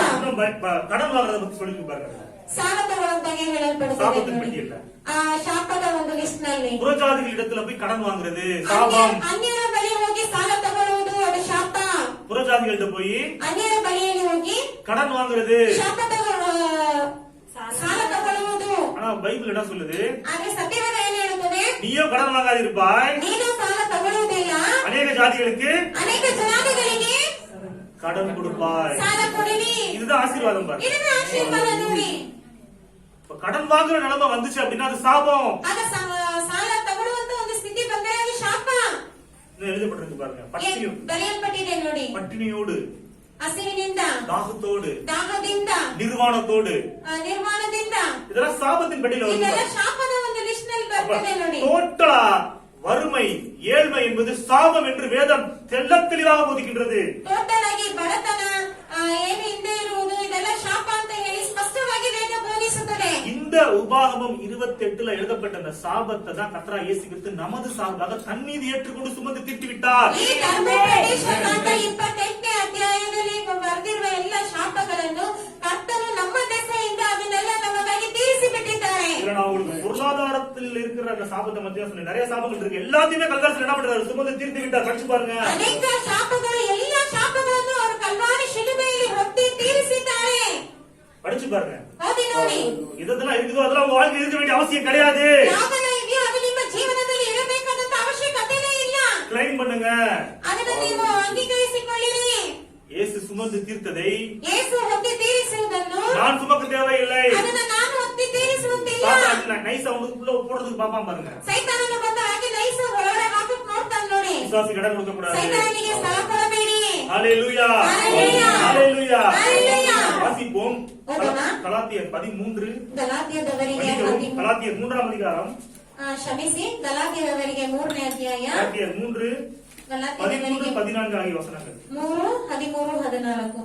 மரத்தில் தூக்கப்பட்ட எவனும் சபிக்கப்பட்டான் என்று எழுதியிருக்கிறபடி கிறிஸ்து நமக்கு சாபமாகி நியாய பிரமாணத்தின் சாபத்திற்கு நம்மை நீங்களாக்கி மீட்டுக் கொண்டார். ஆபிரகாமுக்கு உண்டான ஆசீர்வாதம் கிறிஸ்து இயேசுவினால் புறஞ்சாதிகளுக்கு வரும்படியாகவும் ஆவியை குறித்து சொல்லப்பட்ட வாக்குத்தத்தத்தை நாம் விசுவாசத்தினால் பெறும்படியாகவும் விசுவாசத்தினாலே பெரும்படியாகவும் இப்படி ஆயிற்று. அல்லேலூயா. அல்லேலூயா. இயேசு கிறிஸ்துவின் கல்வாரி நிகழ்வுகளில் நடத்தப்பட்ட காரியத்தை குறித்து இங்க பேசுது பாருங்க. ಯೇಸು ಕ್ರಿಸ್ತನ ಕಲ್ವಾರಿ ಶಿಲುಬೆಯಲ್ಲಿ ನಡೆಯಲ್ಪಟ್ಟ ಕಾರ್ಯವನ್ನು ಕುರಿತಾಗಿ ಇಲ್ಲಿ ಮಾತನಾಡುತ್ತದೆ ನೋಡಿ. இயேசு கல்வாரி சிலுவையிலே, ಯೇಸು ಕಲ್ವಾರಿ ಶಿಲುಬೆಯಲ್ಲಿ, கல்வாரி மரத்திலே, ಕಲ್ವಾರಿಯ ಮರದಲ್ಲಿ நமக்காக சாபமாகி, ನಮಗಾಗಿ ಶಾಪವಾಗಿ, இந்த நியாயப்பிரமாணத்தின் சாபங்கள் இருக்கு பாத்தீங்களா, ಈ ಧರ್ಮಶಾಸ್ತ್ರದ ಶಾಪಗಳಿದೆಯಲ್ಲ, இதுல நம்மள என்ன பண்ணிட்டாரு? ಇದರಿಂದ ಎಲ್ಲ ನಮ್ಮನ್ನು ಏನ್ ಮಾಡಿದ್ದಾರೆ? மீட்டுக் கொண்டார். ಬಿಡಿಸಿದ್ದಾರೆ. விடுதலையாக்கப்பட்டு விட்டோம். ನಾವು ಬಿಡಿಸಲ್ಪಟ್ಟಿದ್ದೇವೆ. விடுதலையாக்கப்பட்டு விட்டோம். ನಾವು ಬಿಡಿಸಲ್ಪಟ್ಟಿದ್ದೇವೆ. இந்த உணர்வு நம்மளுக்கு இருக்கணும் பாருங்க. ಈ ಒಂದು ನಿಮಗೆ ತಿಳುವಳಿಕೆ ನಿಮ್ಗೆ ಇರಬೇಕು ನೋಡಿ. விடுதலை ஆகிட்டாரு. ನಮ್ಮನ್ನು ಬಿಡಿಸಿದ್ದಾರೆ. இன்னும் சாபத்தோடய வாழக்கூடாது. ಇನ್ನು ನಾವು ಶಾಪದೊಂದಿಗೆ ಬಾಳಬಾರದು. நான் சாபத்தை பத்தி பேசிட்டு இருக்கேன். ಶಾಪದ ಬಗ್ಗೆ ಮಾತನಾಡ್ತಿದ್ದೇನೆ. ஆசீர்வாதங்களை குறித்து பேசிட்டு இருக்கேன். ಆಶೀರ್ವಾದಗಳನ್ನು ಕುರಿತಾಗಿ ಮಾತನಾಡ್ತಿದ್ದೇನೆ. ஆபிரகாமின் ஆசீர்வாதங்களை குறித்து பேசிட்டு இருக்கேன். ಆಬ್ರಹಾಮನ ಆಶೀರ್ವಾದಗಳನ್ನು ಕುರಿತಾಗಿ ಮಾತನಾಡ್ತಿದ್ದೇನೆ. சாபம் உங்களுக்குரியது கிடையாது. ಶಾಪ ಅದು ನಿಮ್ಮದಲ್ಲ. ஆபிரகாமின் ஆசீர்வாதமே உங்களுக்குரியது. ಆಬ್ರಹಾಮನ ಆಶೀರ್ವಾದವೇ ಅದು ನಿಮ್ಮದು. ஆமென். ஆமென். ஹalleluya. மீட்டுக் கொண்டார். ನಮ್ಮನ್ನು ಬಿಡಿಸಿಕೊಂಡಿದ್ದಾರೆ. ஹalleluya. ஹalleluya. விசுவாசிகள் என்னை மீட்டுக் கொண்டார். ನಮ್ಮನ್ನು ಬಿಡಿಸಿಕೊಂಡಿದ್ದಾರೆ ಅಂತ. நான் சொல்றேன், உங்களை கட்டி இருக்கின்ற, ನಿಮ್ಮನ್ನು ಕಟ್ಟಿರುವಂತಹ, உங்களை வந்து அடிமைப்படுத்தி வச்சிருக்கின்ற ನಿಮ್ಮನ್ನು ಗುಲಾಮತನ ಪಡಿಸಿರುವಂತಹ எல்லா விதமான சாபங்களை உதறி விடுங்கள் இயேசுவின் ಎಲ್ಲ நாமத்தினாலே. ವಿಧವಾದ ಶಾಪಗಳನ್ನು ಅದನ್ನು ಒದರಿ ಬಿಡಿರಿ ಯೇಸುವಿನ ನಾಮದಲ್ಲಿ. பிசாசு வந்து கட்டுவதற்கு அனுமதி கிடையாது. ಸೈತಾನನು ಮತ್ತೆ ಬಂದು ಕಟ್ಟುವುದಕ್ಕೆ ಅನುಮತಿ ಇಲ್ಲ. வியாதி வந்து உங்களை கட்டுறதுக்கு அனுமதி கிடையாது. ರೋಗನು ಬಂದು ಕಟ್ಟುವುದಕ್ಕೆ ಅನುಮತಿ ಇಲ್ಲ. பிசாசு வியாதி கொண்டு வந்து கட்ட வருவாங்க பாருங்க. ಸೈತಾನನು ರೋಗ ತಗೊಂಡು ಬರ್ತಾನೆ ನೋಡಿ. ஆபிரகாமின் பிள்ளைகள் வியாதி என்னும் கட்டில் இருப்பது அவசியமே கிடையாது. ಆಬ್ರಹಾಮನ ಮಕ್ಕಳು ಅವರ ವ್ಯಾಧಿ ಎನ್ನುವಂತಹ ಒಂದು ಕಟ್ಟಿನಲ್ಲಿ ಇರುವಂತ ಅವಶ್ಯಕತೆಯೇ ಇಲ್ಲ. இயேசு ஒரு இடத்துல போதிச்சுட்டு இருக்கிறாரு. ಯೇಸು ಒಂದು ಸ್ಥಳದಲ್ಲಿ ಬೋಧಿಸುತ್ತಿದ್ದಾರೆ. ஒரு கூன் விழுந்த ஒரு பெண் வர்றா. ಒಂದು ಗೂಣಿಯಾದಂತಹ ಒಬ್ಬಳು ಸ್ತ್ರೀ ಬರುತ್ತಾಳೆ. இயேசு என்ன பண்றாரு? ಯೇಸು ಏನ್ ಮಾಡ್ತಾರೆ? என்ன சொல்றாரு? ಏನ್ ಹೇಳ್ತಾರೆ? எத்தனை வருஷமா கட்டில இருந்தா? ಎಷ್ಟು ವರ್ಷದಿಂದ ಆ ಕಟ್ಟಿನಲ್ಲಿ ಸಿಲುಕೊಂಡಿದ್ಲು?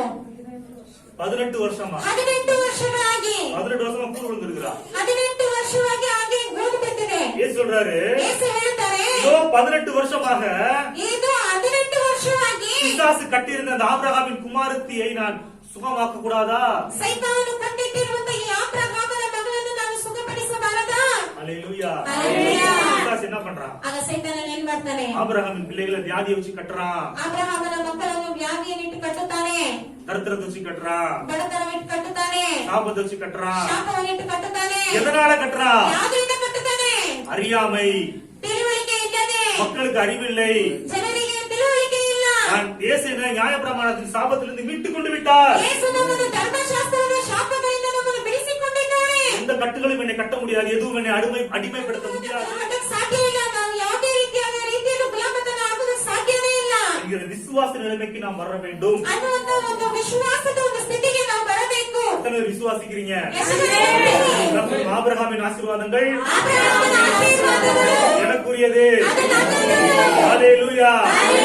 கிறிஸ்துவுக்குள் ಕ್ರೈಸ್ತನಲ್ಲಿ ஐஸ்வர்யவான். ಐಶ್ವರ್ಯವಾನು. ஆமென். ಆಮೆನ್. ஹalleluya. ಹಲ್ಲೆಲೂಯಾ. ஆபிரகாமின் ஆசீர்வாதங்களில் ಆಬ್ರಹಾಮನ ಆಶೀರ್ವಾದಗಳಲ್ಲಿ நிறைய ஆசீர்வாதங்கள் இருக்குது. ಅನೇಕ ಆಶೀರ್ವಾದಗಳಿವೆ. அதுல ஒரு ஆசீர்வாதம் ಅದರಲ್ಲಿ ಒಂದು ಆಶೀರ್ವಾದವು பொருளாதார ஆசீர்வாதம். ವಸ್ತುಗಳ ಆಶೀರ್ವಾದವು. அதை பத்தி தான் இப்ப நான் பேசிட்டு இருக்கேன், பேச போறேன் இப்ப. ಅದ್ರ ಬಗ್ಗೆನೇ ಮಾತಾಡುತ್ತೇವೆ.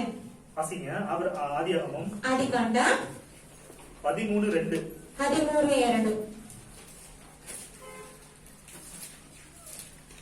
ಅಬ್ರಹಾಮನು ಬಹು ಐಶ್ವರ್ಯವಂತನಾಗಿದ್ದನು.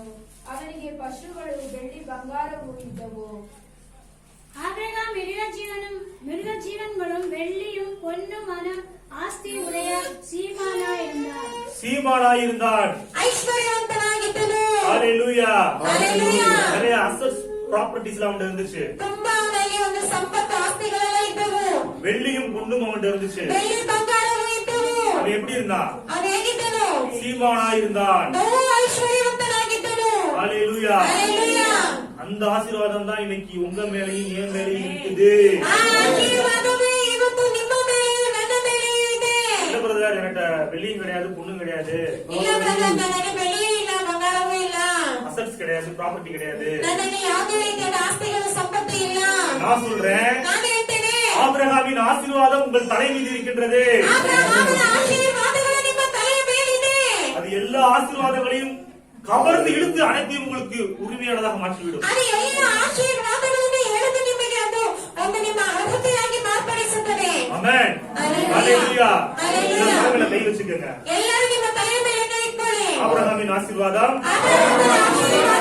இயேசு கிறிஸ்துவின் மூலமாக என் மீது இருக்கின்றது. ஹalleluya. ஹalleluya. கரங்களை தட்டி கர்த்தரை ஸ்தோத்திரிப்போம்.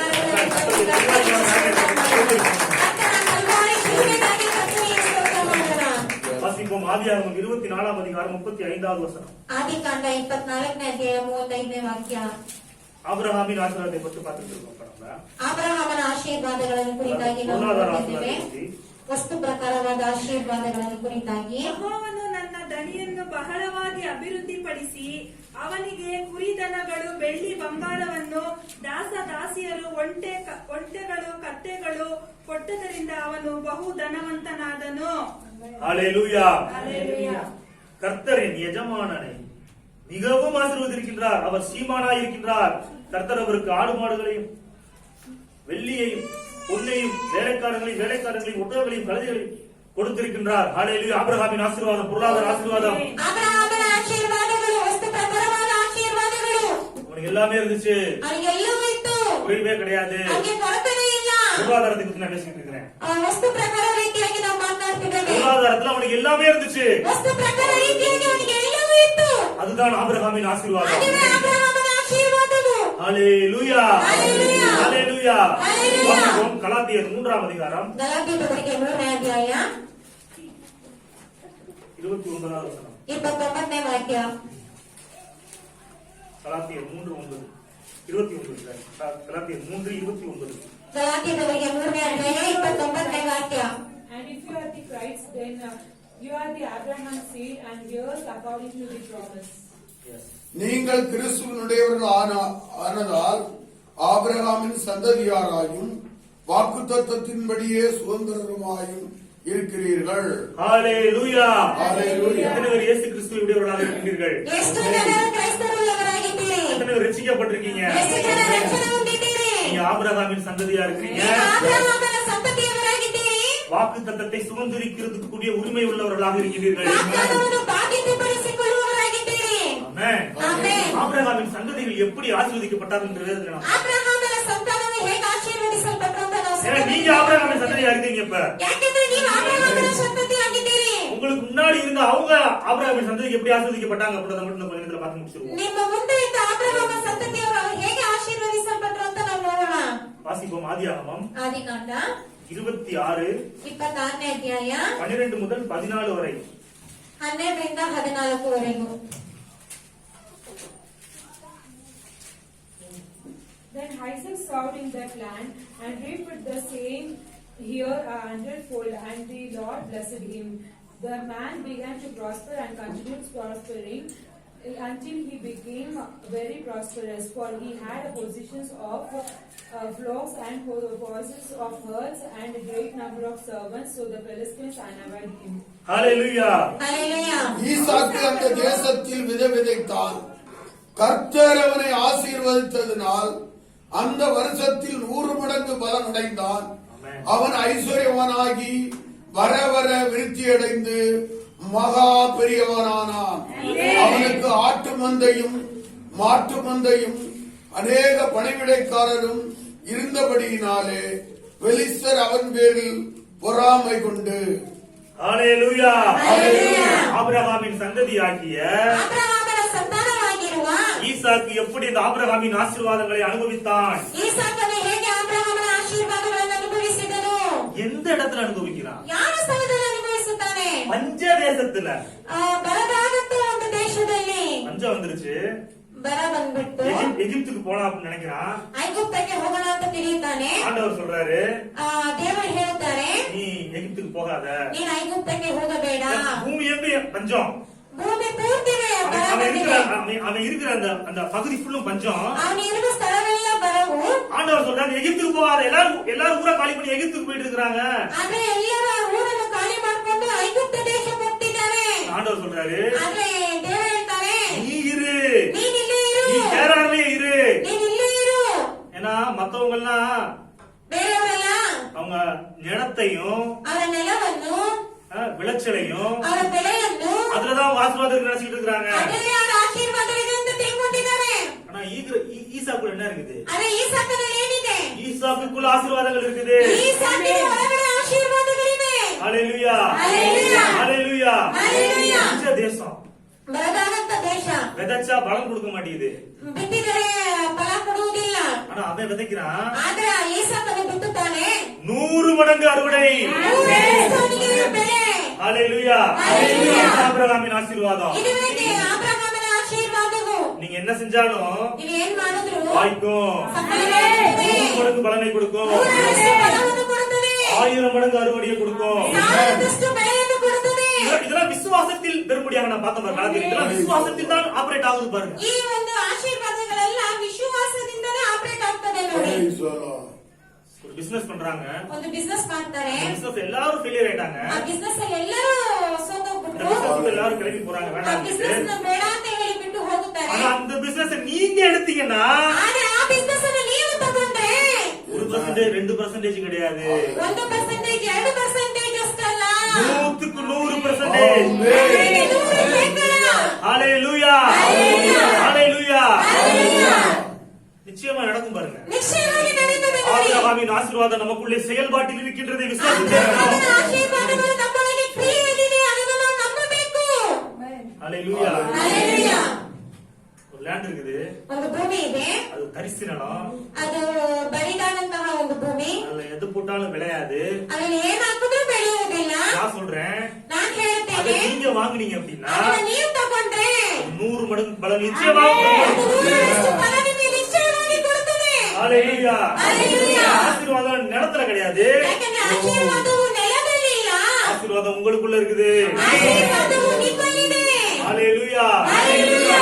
செய்வதெல்லாம் வாய்க்கும். ನೀವು ಮಾಡುವುದೆಲ್ಲ ಅದು ಸಫಲವಾಗುತ್ತದೆ. ஆபிரகாமின் பிள்ளைகள் செய்வதெல்லாம் ಆಬ್ರಹಾಮನ ಮಕ್ಕಳು ಮಾಡುವುದೆಲ್ಲ ஆமென் ಆಮೆನ್. வாய்க்கும். ಸಫಲವಾಗುವುದು. ஈசாக்கு பத்தி எழுதிருக்கு பாருங்க. ಈಸಾಕನ ಬಗ್ಗೆ ಬರ್ದಿದೆ ನೋಡಿ. அவன் ஐஸ்வர்யவானாகி ಅವನ ಐಶ್ವರ್ಯವಂತವನಾಗಿ அப்படியே நிக்கல, ಹಾಗೆ ನಿಲ್ಲಿಲ್ಲ. வர வர விருத்தி அடைந்து. ಅಭಿವೃದ್ಧಿ ಹೊಂದಿದನು. ஹalleluya. Hallelujah. அவன் ஐஸ்வர்யவான் அப்படின்னு பண்ணி அவன் வர வர என்ன ஆகுறான், விருத்தி ஆகிட்டே இருக்கிறான். ಅವನ ಐಶ್ವರ್ಯವಂತನು ಅಂತ ಹೇಳಿ ಹಾಗೆ ನಿಲ್ಲಿಲ್ಲ, ದಿನೇ ದಿನೇ ಹೆಚ್ಚುತ್ತಲೇ ಇದ್ದಾನೆ. மகா பெரியவனானான். ಬಹುಧನವಂತನಾದನು. புறஜாதிகள் தேசத்துல ಅನ್ಯವಾದಂತ ಒಂದು ದೇಶದಲ್ಲಿ, அந்நிய மக்கள் மத்தியில ಅನ್ಯ ಜನರ ಮಧ್ಯದಲ್ಲಿ அவன் மகா பெரியவனாகிறான். ಅವನು ಬಹುಧನವಂತನಾದನು. நிறைய அசட்ஸ் அவனுக்கு வருது பாருங்க, சொத்துக்கள் வருது. ಅನೇಕ ಆಸ್ತಿ ಪಾಸ್ತಿಗಳೆಲ್ಲ ಬರ್ತಾರೆ நிறைய ನೋಡಿ. சர்வன்ஸ் வர்றாங்க. ಅನೇಕ ಕೆಲಸಗಾರರೆಲ್ಲ ಬರ್ತಾರೆ. அவன் இந்த மாதிரி ஆசீர்வதிக்கப்படுறத பார்த்து ಅವನು ಈ ರೀತಿಯಾಗಿ ಆಶೀರ್ವದಿಸಲ್ಪಡುವುದನ್ನು ನೋಡಿ பெலிஸ்தீர்கள் என்ன பண்றாங்க, ಫಿಲಿಸ್ತೀಯರೆಲ್ಲ ಏನ್ ಮಾಡ್ತಾರೆ? அவங்க மேல பொறாமப்படுறாங்க. ಅವನ ಮೇಲೆ ಹೊಟ್ಟೆ ಕಿಚ್ಚು ಬಿಡುತ್ತಾರೆ. அதாவது அவங்க எல்லாம் இந்த ரீதி ஆசீர்வதிக்கப்பட முடியல. ಅವರಿಗೆ ಈ ರೀತಿಯಾಗಿ ಆಶೀರ್ವಾದ ಹೊಂದಕ್ಕೆ ಸಾಧ್ಯ ಆಗ್ತಿಲ್ಲ. அவங்க விதைச்சா என்ன முளைக்க மாட்டேங்குது. ಅವ್ರು ಬಿತ್ತಿದರೆ ಏನಾಗ್ತಾ ಇಲ್ಲ, ಮಳೆ ಬರ್ತಾ ಇಲ್ಲ, ಮೊಳಕೆ ಬರ್ತಾ ಇಲ್ಲ. ஆடு மாடுகளுக்கு தீவனம் போட முடியல, ದನ ಕುರಿಗಳಿಗೆಲ್ಲ ಊಟ ಹಾಕಕ್ ಆಗ್ತಾ ಇಲ್ಲ, வேலைக்காரங்களுக்கு சம்பளம் கொடுக்க முடியல. ಕೆಲಸಗಾರರಿಗೆಲ್ಲ ಸಂಬಳ ಕೊಡಕ್ ಆಗ್ತಿಲ್ಲ. ஆனா அதே தேசத்துலதான் ஈசாக்கு இருக்கிறான். ಆದ್ರೆ ಅದೇ ದೇಶದಲ್ಲಿ ಈ ಸಾಕನಿದ್ದಾನೆ. அவன் வர வர விருத்தி எடுத்து மகா பெரியவனாகி கொண்டிருக்கிறான். ಅದು ದಿನೇ ದಿನೇ ಹೆಚ್ಚಾಗಿ ಅವನು ಬಹು ಧನವಂತನಾದನು. ஆமென். ಆಮೆನ್. ஆபிரகாமின் ஆசீர்வாதம் இந்த காரியத்தை செய்யும். ಅಬ್ರಹಾಮನ ಆಶೀರ್ವಾದಗಳು ಈ ಕಾರ್ಯವನ್ನು ಮಾಡುತ್ತದೆ. ஹalleluya. ஹalleluya. கரங்களை வந்து சொல்லுவோம், ಎಲ್ಲರೂ ಕರಗಳನ್ನೆತ್ತಿ ಹೇಳೋಣ. கிறிஸ்து இயேசுவின் மூலமாக ಕ್ರಿಸ್ತ ಯೇಸುವಿನ ಮೂಲಕವಾಗಿ ஆபிரகாமின் ஆசீர்வாதம் ಅಬ್ರಹಾಮನ ಆಶೀರ್ವಾದಗಳು என் மேல் இருக்கின்றது, எனக்குள் இருக்கின்றது. நான் ஐஸ்வர்யவானாகி ಐಶ್ವರ್ಯವಂತನಾಗಿ வர வர விருத்தி அடைந்து ಅಭಿವೃದ್ಧಿಯಾಗಿ மகா பெரியவனாவே. அந்நிய ஜனங்கள் என்னுடைய ஆசீர்வாதத்தை கண்டு பொறாமைப்படுவார்கள்.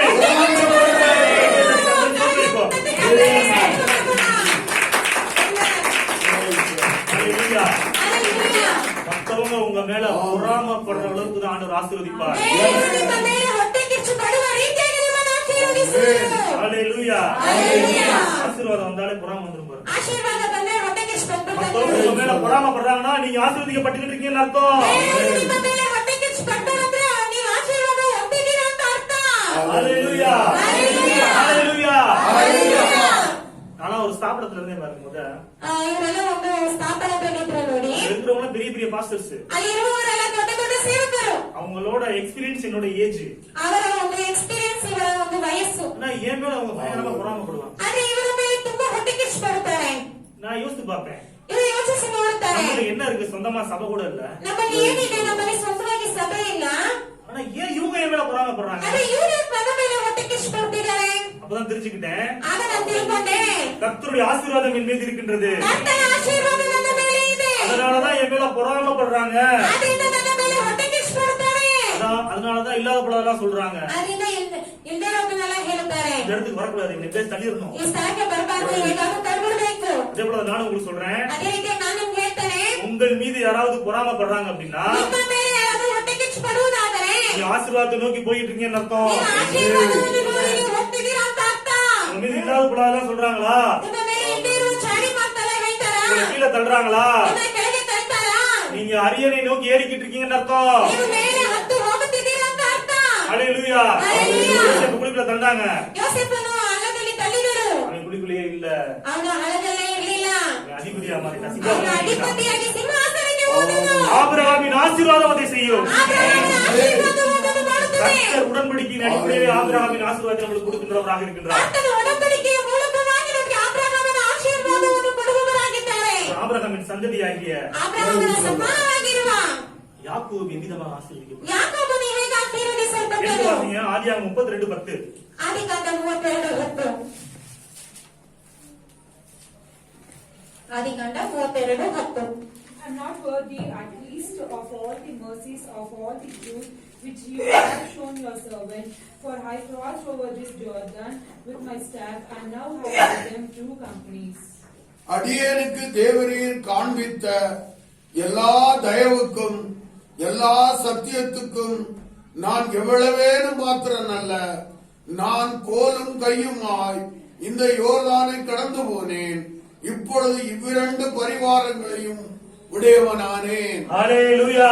ஹல்லேலூயா. ஆபிரகாமின் பொருளாதார ஆசீர்வாதங்களை குறித்து நாம் பார்த்துக் கொண்டிருக்கிறோம். ಆಬ್ರಹಾಮನ ವಸ್ತು ಪ್ರಕಾರವಾದ ಆಶೀರ್ವಾದಗಳನ್ನು ಕುರಿತಾಗಿ ನಾವು ನೋಡುತ್ತೇವೆ. ஆபிரகாமின் சந்ததிகள் எவ்விதமாக ஆசீர்வதிக்கப்பட்டார்கள் என்பதை குறித்து நாம் பார்த்துக் கொண்டிருக்கிறோம். ಆಬ್ರಹಾಮನ ಸಂತಾನವು ಹೇಗೆ ಆಶೀರ್ವದಿಸಲ್ಪಟ್ಟರು ಅಂತ ನಾವು ನೋಡುತ್ತಿದ್ದೇವೆ. யாக்கோபு சொல்றாரு, ಯಾಕೋಬನು ಹೇಳುತ್ತಾರೆ, வெறும் கோலும் கையுமா அந்த யோர்தானை நான் கடந்து போனேன். ಬರೀ ಕೋಲು ಕೈಯಾಗಿ ನಾನು ಈ ಯೋರ್ದಾನನ್ನು ದಾಟಿ ಹೋದೆನು. 2 பெரிய பரிவாரங்களை உடையவனாக ஆனேன். 2 ಪಾಳೆಯಗಳಿಗೆ ಒಡೆಯನಾಗಿದ್ದೇನೆ. No investment. ಯಾವುದೇ ರೀತಿಯಾದ ಇನ್ವೆಸ್ಟ್ಮೆಂಟ್ ಇಲ್ಲ. இந்த இன்வெஸ்ட்மெண்ட்லயே போடாம ಯಾವುದೇ ರೀತಿಯಾದ ಬಂಡವಾಳವೂ ಹಾಕದೆ 2 பரிவாரங்களை சம்பாதித்தான். 2 ಪಾಳೆಯಗಳನ್ನು ಸಂಪಾದಿಸಿದನು. ஹல்லேலூயா. ஹல்லேலூயா. இதுதான் ஆபிரகாமின் ஆசீர்வாதம். ಇದೇ ಆಬ್ರಹಾಮನ ಆಶೀರ್ವಾದವು. ஒரு இன்வெஸ்ட் பண்றது ஒண்ணுமே இல்லாட்டா கூட ನಿಮ್ಮಲ್ಲಿ ಬಂಡವಾಳ ಹಾಕುವುದಕ್ಕೆ ಏನೂ ಇಲ್ಲ ಅಂದ್ರೂ இந்த ஆசீர்வாதங்கள் உங்களுக்கு ஐஸ்வர்யத்தை திரளாய் பெருக்கி கொடுக்கும். ಆಶೀರ್ವಾದಗಳು ನಿಮಗೆ ಐಶ್ವರ್ಯವನ್ನು ಹೆಚ್ಚಿಸಿ ಕೊಡುತ್ತದೆ. ஆமென். ஆமென். ஹல்லேலூயா. ஹல்லேலூயா. ஹல்லேலூயா. ஹல்லேலூயா. அடுத்து வாசிங்க. ಮತ್ತೆ ஆதியாகமம் ஓதுனா? 36 ಆದಿಕಾಂಡ 36 6-7 ஆகிய வசனங்கள். 6-7ನೇ ವಾಕ್ಯ. ಆದಿಕಾಂಡ 36 6-7ನೇ ವಾಕ್ಯ. ಯೋಸೇಫನು ತನ್ನ ಹೆಂಡತಿಯರನ್ನು ಗಂಡು ಹೆಣ್ಣು ಮಕ್ಕಳನ್ನು ತನ್ನ ಮನೆಗೆ ಸೇರಿದ ಸೇವಕರೆಲ್ಲರನ್ನು ತನಗಿದ್ದ ಎಲ್ಲಾ ಪಶುಗಳ ಹಿಂಡುಗಳನ್ನು ತಾನು ಕಾನಾನ್ ದೇಶದಲ್ಲಿ ಸಂಪಾದಿಸಿದ ಆಸ್ತಿ ಎಲ್ಲವನ್ನು ತೆಗೆದುಕೊಂಡು ತನ್ನ ತಮ್ಮನಾದ ಯಾಕೋಬನ ಬಳಿಯಿಂದ ಪರದೇಶಕ್ಕೆ ಹೊರಟು ಹೋದನು. ಅವರ ಸಂಪತ್ತು ಹೆಚ್ಚಾದದ್ದರಿಂದ ಅವರಿಬ್ಬರು ಒಂದೇ ಸ್ಥಳದಲ್ಲಿರುವುದಕ್ಕೆ ಅನುಕೂಲವಿರಲಿಲ್ಲ. ಅವರ ಪಶುಗಳು ಬಹಳವಾದದ್ದರಿಂದ ಅವರು ಪ್ರವಾಸವಾಗಿದ್ದ ದೇಶವು ಅವರಿಗೆ ಸಾಲದೇ ಹೋಯಿತು. ஹல்லேலூயா.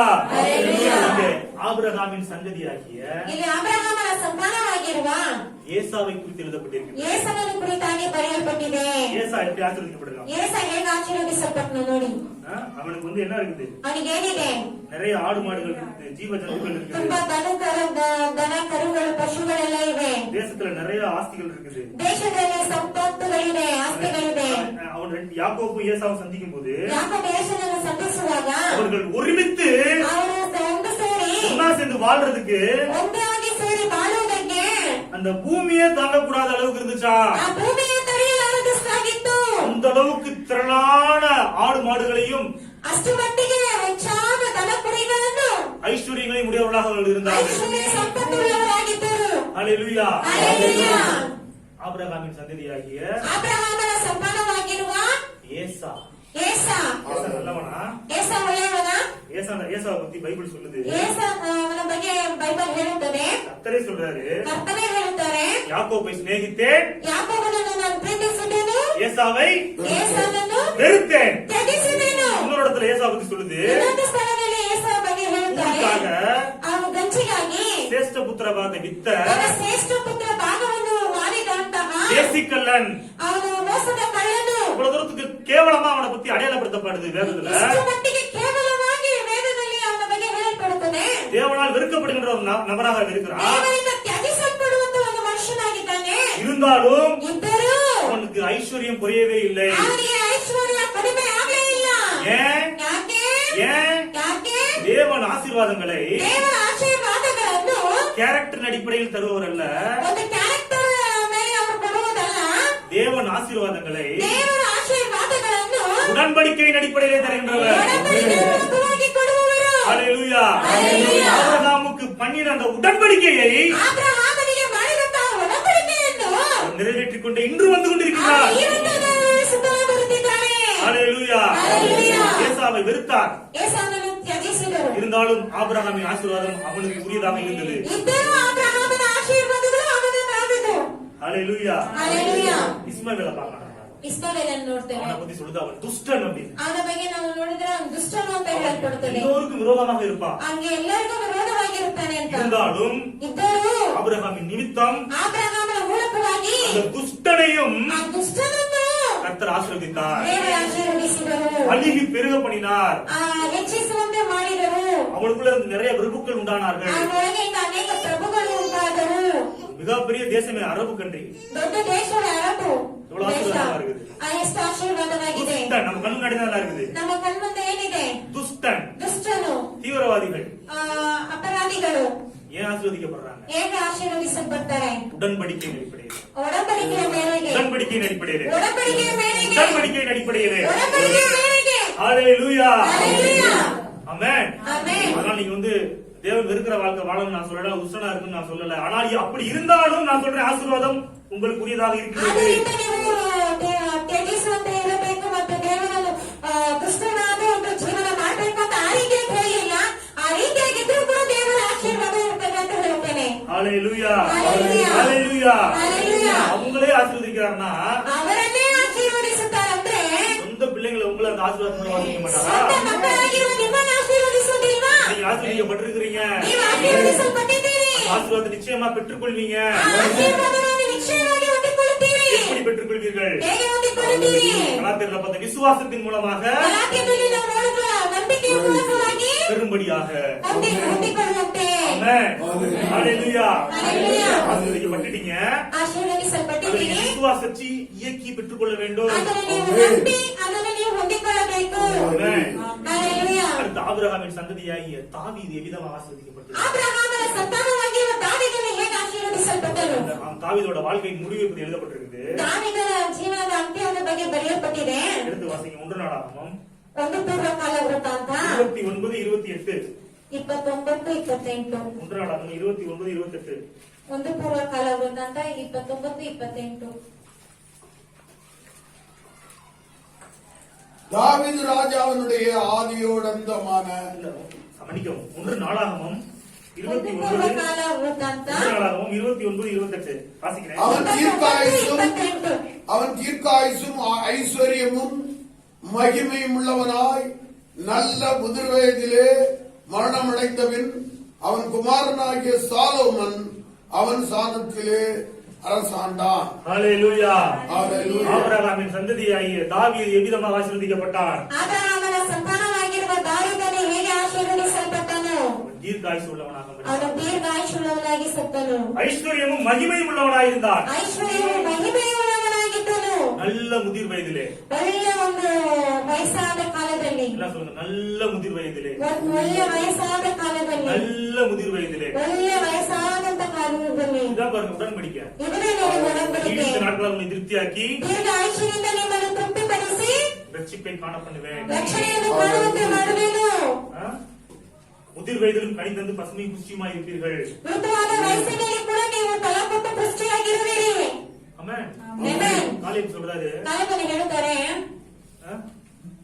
நான் வந்து மோசேல சொல்றாரு, ಮೋಶೆ ಬಳಿ ಹೇಳುತ್ತಾರೆ, நான் வந்து அப்ப வந்து நான் வந்து 40 வயசுல எனக்கு என்ன பலன் இருந்துச்சோ, ಆ 40 ವಯಸ್ಸಿನಲ್ಲಿ ನನಗೆ ಏನ್ ಫಲವಿತ್ತೋ அதே பலன் 70 வயசுல இருக்குன்னு யோசுவாட சொல்றாரு. ಅದೇ ಫಲವು 70 ವಯಸ್ಸಿನಲ್ಲಿ ಇದೆ ಅಂತ ಹೇಳಿ ಯೋಶುವನ ಬಳಿ ಹೇಳ್ತಾರೆ. நான் சுதந்திரிச்சுக்கொள்ள போறேன். ನಾನು ಹೋಗಿ ಅದನ್ನು ಸ್ವಾಧೀನಪಡಿಸಿಕೊಳ್ಳುತ್ತೇನೆ. ஹalleluya. ஹalleluya. உடன்படிக்கையின் அடிப்படையிலே செயல்படுகின்ற ஆசீர்வாதங்கள் பாருங்க. ಇದು ಒಡಂಬಡಿಕೆಯ ಮೇರೆಗೆ ಪ್ರಿಯವಾದಂತ ಆಶೀರ್ವಾದಗಳು ನೋಡಿ. ஹalleluya. ஹalleluya. தாவீதை பத்தி நம்ம பார்த்தோம், ஐஸ்வர்யம் மகிமையும் உள்ளவனாய் இருந்தான் அப்படி.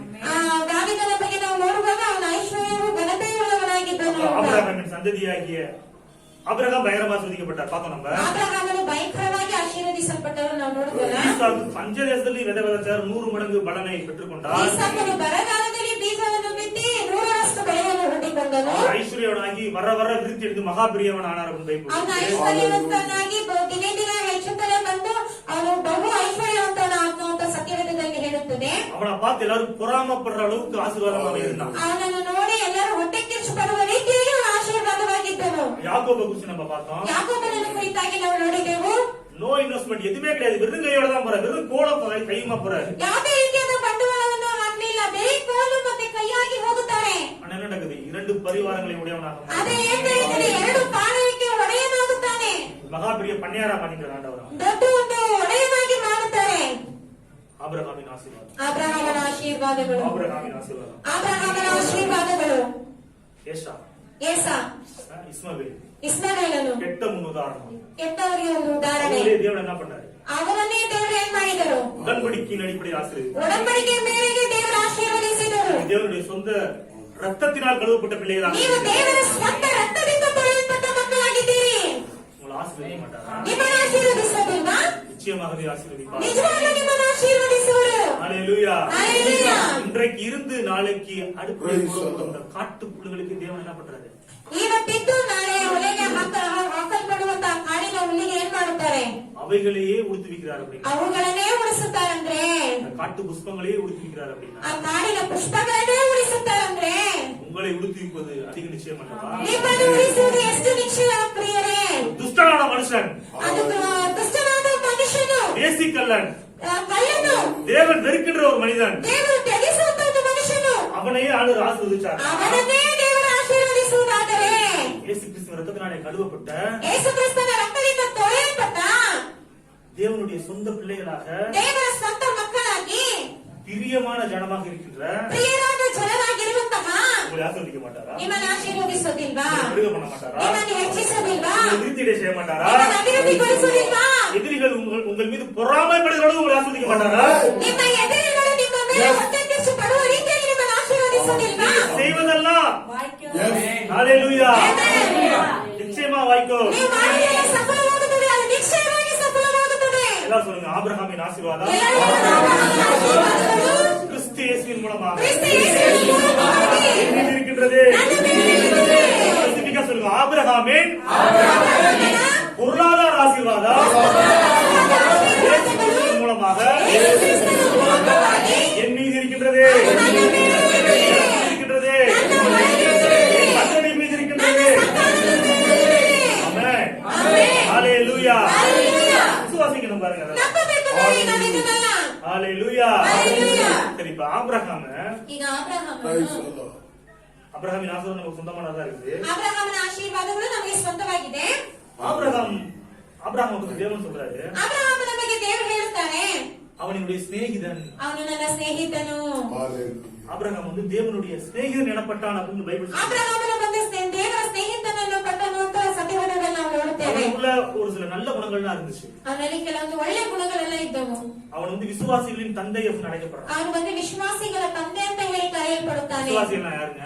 ವಿಶ್ವಾಸಿಗಳಂದ್ರೆ ಯಾರು? நம்மதான். ನಾವೇ. ஆபிரகாமின் விசுவாசத்தை நம்ம என்ன பண்ணணும்? ಅಬ್ರಹಾಮನ ವಿಶ್ವಾಸದಿಂದ ನಾವೇನ್ ಮಾಡ್ಬೇಕು? ஃபாலோ பண்ணணும். ನಾವನ್ನ ಹಿಂಬಾಲಿಸಬೇಕು. அவனுக்குள்ள என்னென்ன குணங்கள் இருந்துச்சு? ಅವನಲ್ಲಿ ಏನೇನು ಗುಣಾತಿಶಯಗಳಿದ್ದವು அதுதான் பாருங்க நம்மளுக்கு முக்கியமா இருக்குது. ಅದನ್ನ ನಮಗೆ ಮುಖ್ಯ ನೋಡಿ ಪ್ರಿಯರೇ. ஆபிரகாம் வந்து ಅಬ್ರಹಾಮನಿಗೆ ಬಂದು தேவன் சொல்வதை அப்படியே கேட்டான், கம்ப்ளீட் சரண்டர் ஆயிட்டான். ದೇವರು ಹೇಳುವುದನ್ನು ಹಾಗೆಯೇ ಕಂಪ್ಲೀಟ್ ಆಗಿ ಸರೆಂಡರ್ ಆದನು. மறு பேச்சே பேசல. ಮತ್ತೆ ಬೇರೆ ಒಂದು ಮಾತು ಮಾತಾಡಲಿಲ್ಲ.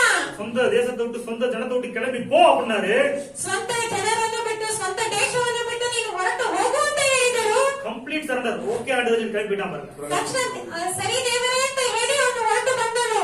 அப்படிப்பட்ட குணம் நமக்குள் இருக்க வேண்டும். ಆ ರೀತಿಯಾದ ಗುಣವು ನಮ್ಮಲ್ಲಿ ಇರಬೇಕು.